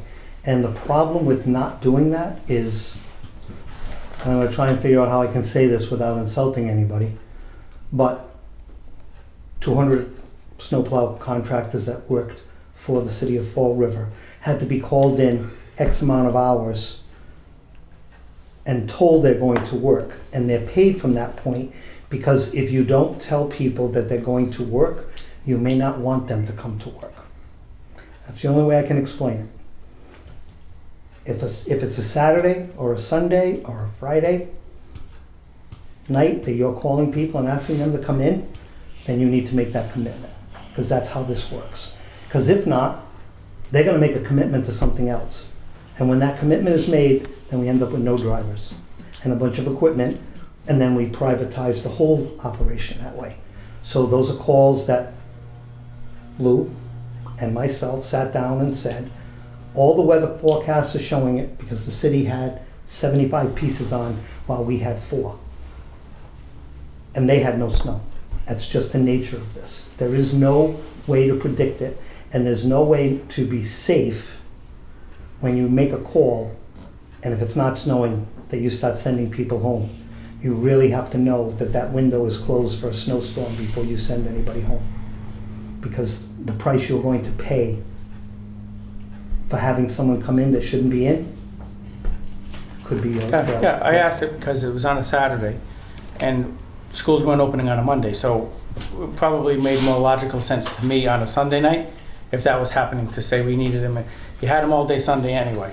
I found it to be just a waste of overtime, quite honestly. And when we look at the reports, it shouldn't say snow removal if there was no snow. It should say on call, something to clarify a little bit, because Well, I put snow removal because it protects That's what the should be snow. on there, That's the what snow they called removal. for. That's what got called for. And with all due respect, Mr. Aguirre, I can't control the weather. Now, if I didn't call them in, and all of a sudden it started snowing, then you got a problem. Then you're gonna have a big no, problem. I understand. I'm just I trying mean, to figure out it's- the timing and the hours, I as would well be- as finances. I was watching that weather forecast all day. And what did they do when there was no snow? What were they doing as far as, Well, they were at the shop. waiting. They were at the shop and they were cleaning some stuff, whatever had to be done. I mean, I was there with them. I mean, you Yeah. gotta wait. You gotta wait to see when it I comes. hear you. I mean, I they just put think the it was- plows on. They get some personally, I salt. think it was overtime that we could have done without. Just my personal opinion, but I do And appreciate on that that. note, my staff, me personally, I mean, my staff, they did a hell of a job through all the storms, well, the storms Yeah, that we had. thankfully we didn't have too many, right? Everything, excuse me? Thankfully, we didn't have too many, so No, I that's know. always a good benefit as well. But the ones we did have, they did an outstanding job. Thank you, I yield. On to maintenance. Well, mine isn't very elaborate, it isn't as long as the other folks, but with the idea of, creating a base to move off of, I've asked for an open trailer, which is a landscape trailer, and an enclosed trailer to mimic what the campus services has now. And the reason for that is, once campus services does get ramped up in their program, then we're going to have to, if we're gonna have to utilize those trailers, we'll need trailers of our own. I've also requested 2 scissor lifts. Those 2 scissor lifts that are requested are different than the ones we currently have. They actually have extensions on them, so when you need to work over the top of the bleachers, over the top of basketball backstops, those such things, those are a lot more accessible.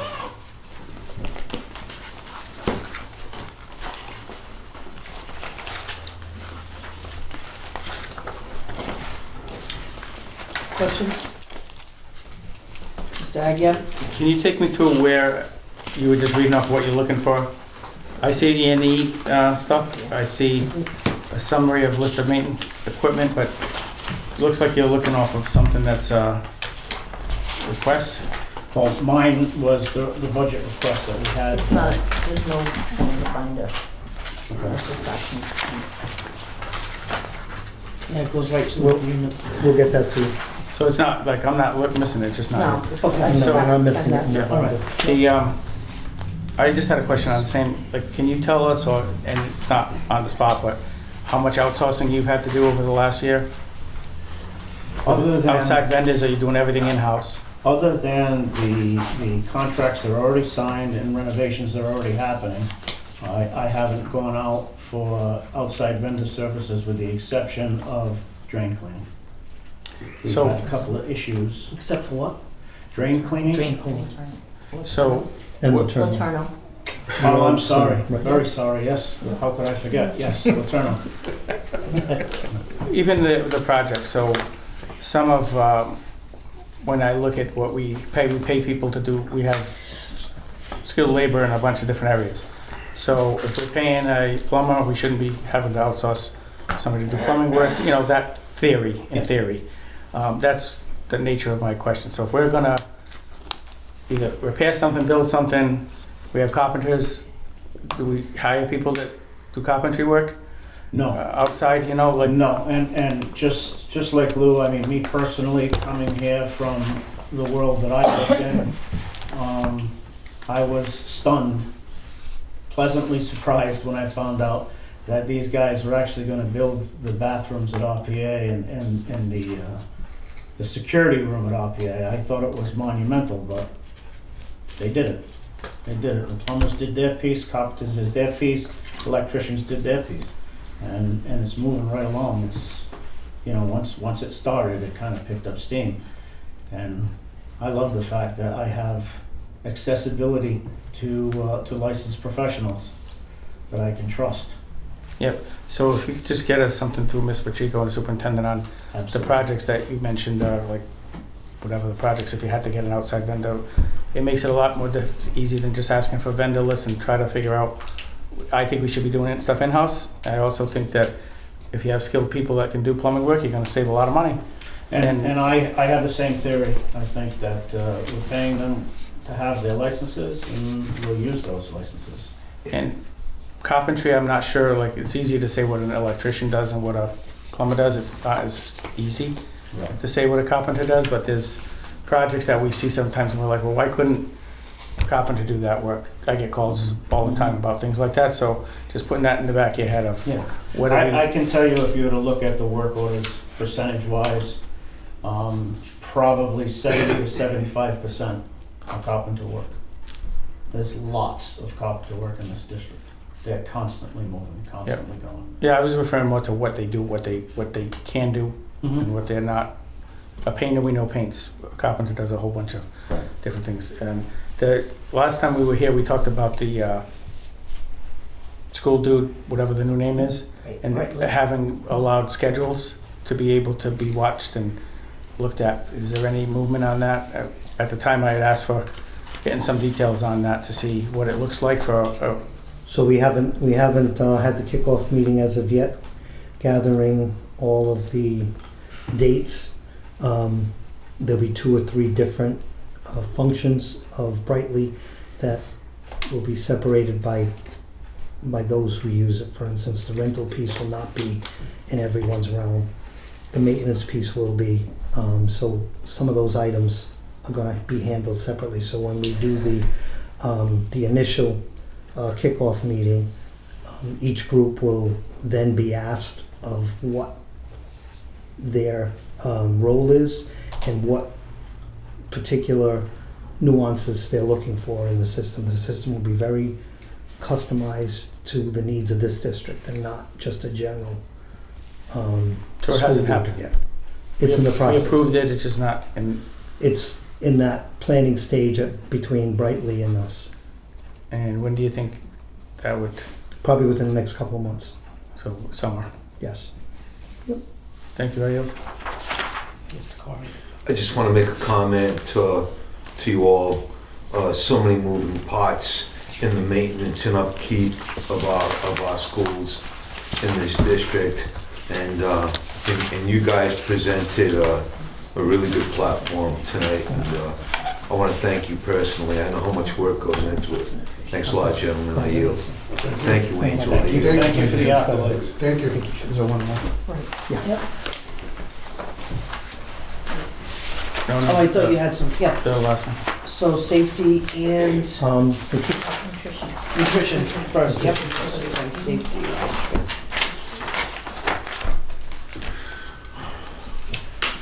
So what I provided was just basically a 10,000 foot overview of what I've changed since taking over the program back in October.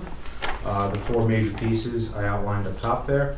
I reduced overtime payouts by about 30%. And when I say overtime payouts, I mean just idle payouts for overtime because we were properly unstaffed. Put together systems and procedures now that they can go into any school and actually have a checklist of things that are done on a daily, weekly, monthly basis.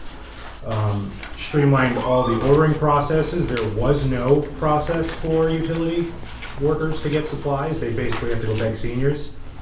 And again, with on that same piggybacking off that as well, getting the right tools, floor machines, it's a reoccurring theme with needing the proper stuff to make sure they have all the tools to do the job.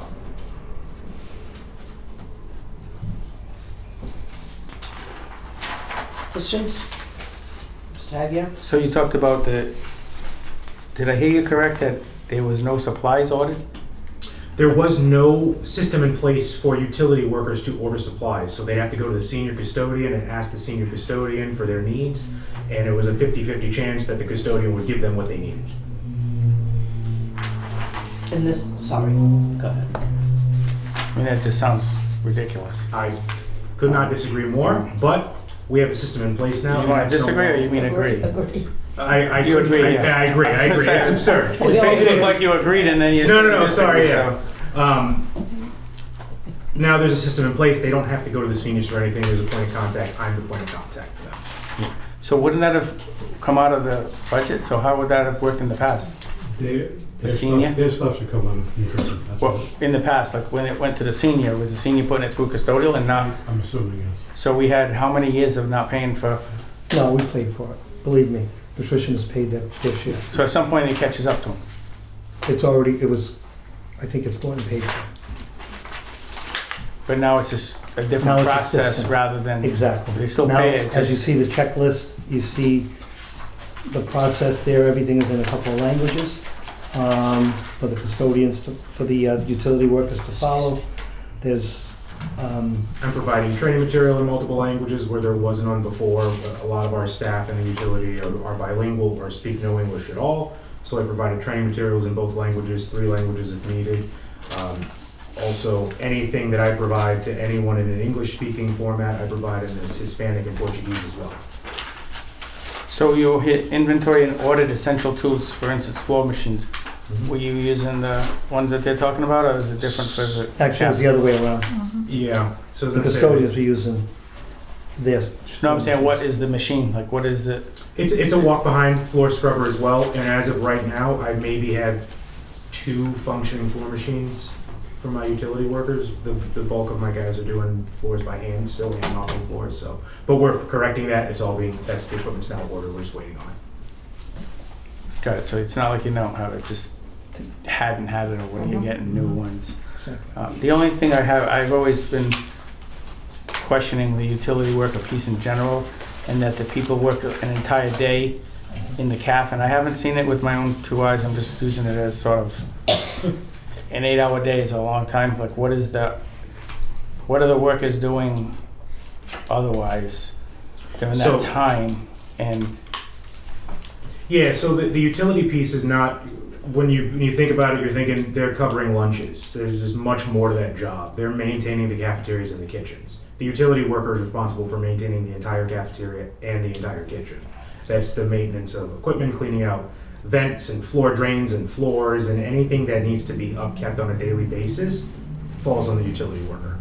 so you don't have to call out vendors to do that. So Correct. The only third-party vendor that I've outsourced right now, pest control, obviously, and getting the grease traps maintenance. Other than that, they're That's maintaining. normal, though. Right, yeah. Other than that, they're maintaining all of the floor drains and everything like that. if I could ask that to the Mr. Pacheco and Superintendent, you give us, I think it would be beneficial, I know it would be beneficial for me to have that articulated, what you just said, so we look at it and it's not just the CAF, it's not just empty the barrel, it kind of would back up the idea that we need them for 8 hours. Yeah. So if anybody asks me, how does somebody get paid 8 hours to do that, I have a better answer than, Well, the utility checklist, So I was going to say, Spells it out. on a daily basis, this entire first page are their daily expectations. They're expected to finish these tasks on a day-to-day basis. We'll share that information with the whole committee. in monthly. So yeah, I just think it would, articulating it in a one-pager would make, Yeah, I can get you More paid full sense. points, not a problem at all. and all of this is totally reimbursed through the nutrition now. It's not a question of any of that stuff. Thank you. Are you? Well, yes, I have more of a comment. I mean, in my travels to different schools, I always see that the schools are really clean inside. And that's impressive to me because there's so many different rooms and so many features. So I think these people all come off as really solid professionals. And I'm glad that you're attending to, especially seeing a checklist like this, attending to it on a regular basis, try to keep upgrading it, keep our staff busy in the meantime. I think we have a good staff of people on our hands. We got a lot of Fall River people working inside our schools that carry a lot of pride, and I think you guys are doing a good job. I ask you guys to treat our staff with in human kindness, and I think that'll pay you back in huge dividends. You show your staff the respect that they deserve because a lot of them are doing, some of the dirtier work and some of the harder work and the laborious work.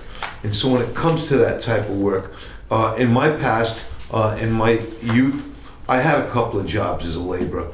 So I know what it is to get really, really dirty at work and come home exhausted and filthy. So I have a lot of empathy for these people, and I trust that you guys will treat your people with that human kindness. But I'm very, very happy with what I see around the schools and the condition that the schools are in. Our schools are all very clean and very upkept, and I appreciate that very much. I yield. Thank you. Security? John Ventura had a pre-planned few days off, and today was one of them. I apologize for that, and he apologized, but it was already carved in stone, so to speak. He put together a brief synopsis of where he's been and where, where he's going. His main goal right now is to fill the ranks. He does have a few missing, a few officers missing, and he will be working on that. And on the other side of his responsibilities, he has been at every school with the crisis plans, produced crisis plans for every school, new crisis plans. There's a lot of new initiatives that he's working on, and he also has spent a lot of time. Unfortunately, we've had a need, but he has spent a lot of time in particular buildings helping out where he can. He's made some noticeable improvements in RPA and Durfee, and a few of our elementaries that we see some progress in that particular department, and some professionalism for sure. That is a welcome bit of or a breath of fresh air, I should say. He has the respect of his officers, and he handles himself as a very level, keeled person. He, whether we're running around because we have something going on, he's the same person when all of that stuff is going on. So we're very happy to have him, and again, he apologizes for not being here. Can we put him on the next agenda? Can we put him on the next agenda? So we get to meet him and have a good dialogue? Absolutely. So there's no backup for transportation. Deb Cavallo is here to answer questions related to what's going on. I have to say that when we learned that Donna was leaving the district after, she would say 100 years, I don't think it was quite that long, but leaving the district, we were very concerned that we would have a void that we couldn't fill, and it was going to take some time. Donna had some medical issues that she took care of while she was still with us. Deb, along with her partner down there, Christy Pelletier, seamlessly took over the operations, and she hasn't stopped moving the district and the transportation side since she got there. So It's been seamless. yeah, it has been absolutely seamless, and it's been very welcome, and the bus companies are, I don't want to say difficult to deal with, because that may be an understatement or an overstatement, I'm not sure, on days. But I have to say that that phone never stops, her phone never stops ringing, and that word never stops. And it is daily with the amount of students that we transport and the issues that we have, because other than our teachers in the classroom, that contact with parents, that's number 2 right there, that without a doubt. She does have a lot of conversation, a lot of tangled situations to figure out. She probably has watched more videotape of buses than she would like to. But I can't say enough. It's been very good. So. So yeah, Mr. Pacheco, to back you up on that, I for many years I worked with Donna, and every situation toward the end of the day when there was a transportation crisis with one of our kids, she never gave in to that situation. She would find a way to navigate some solution out of any situation that was confronted to her. And that added to the safety of our students' transportation, mostly from school, because it was toward the end of the day a lot of the times where some issues would arise that I was involved with her in my work. So I was very impressed with Donna, She gave and gave and gave and gave of herself. And when it came to students going on field trips, she was a real pro in engineering what bus companies we could use and what the parameters were, you know, to be for that particular field trip. She was just a pro to work with. So I don't know this new person. That's her so-called... Right there. Oh, right there. It's you, Deb? All right. So I was unaware of that. Did you mentor her under Donna? Were you working with her? Yeah, I worked with Donna for almost 4 years. So then you know where I'm coming from as far as her relentless pursuit, you know, in any type of situation that arose.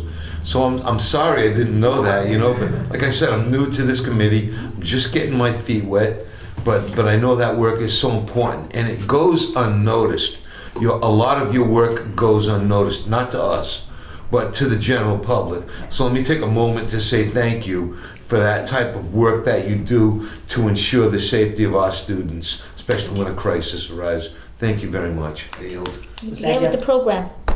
Yeah, I'm getting there. I'm getting Get up to speed. I'm getting up to speed. You're like a little broken record. The only thing I would say is it's weird because it's a city expense, but it's a school. So it's in our laps as part of our thing, which is very awkward because I would say we should look at ways to save money, consolidate routes, pick your brain to be able to say you have an open opportunity to come before us to say, here's what I think we should be doing. It's a little awkward because that sometimes would counteract with the city. So then it's like, well, I can't say that, it's the mayor, it's this and that. I'm just telling you as one member, bring whatever you can to us because that fee just keeps going up. And then if we don't know, what'll happen? The schedule of changes or this and that. Some decisions are not popular, but they need to be done in order to control costs. Come in, I'm telling you in my opinion, come before us and try to change them. I can't remember what this is, but there was an issue with the reimbursement for special education through transportation, this or that. And at one point I had a conversation with Mr. Pacheco about what did it look like for our transportation of that.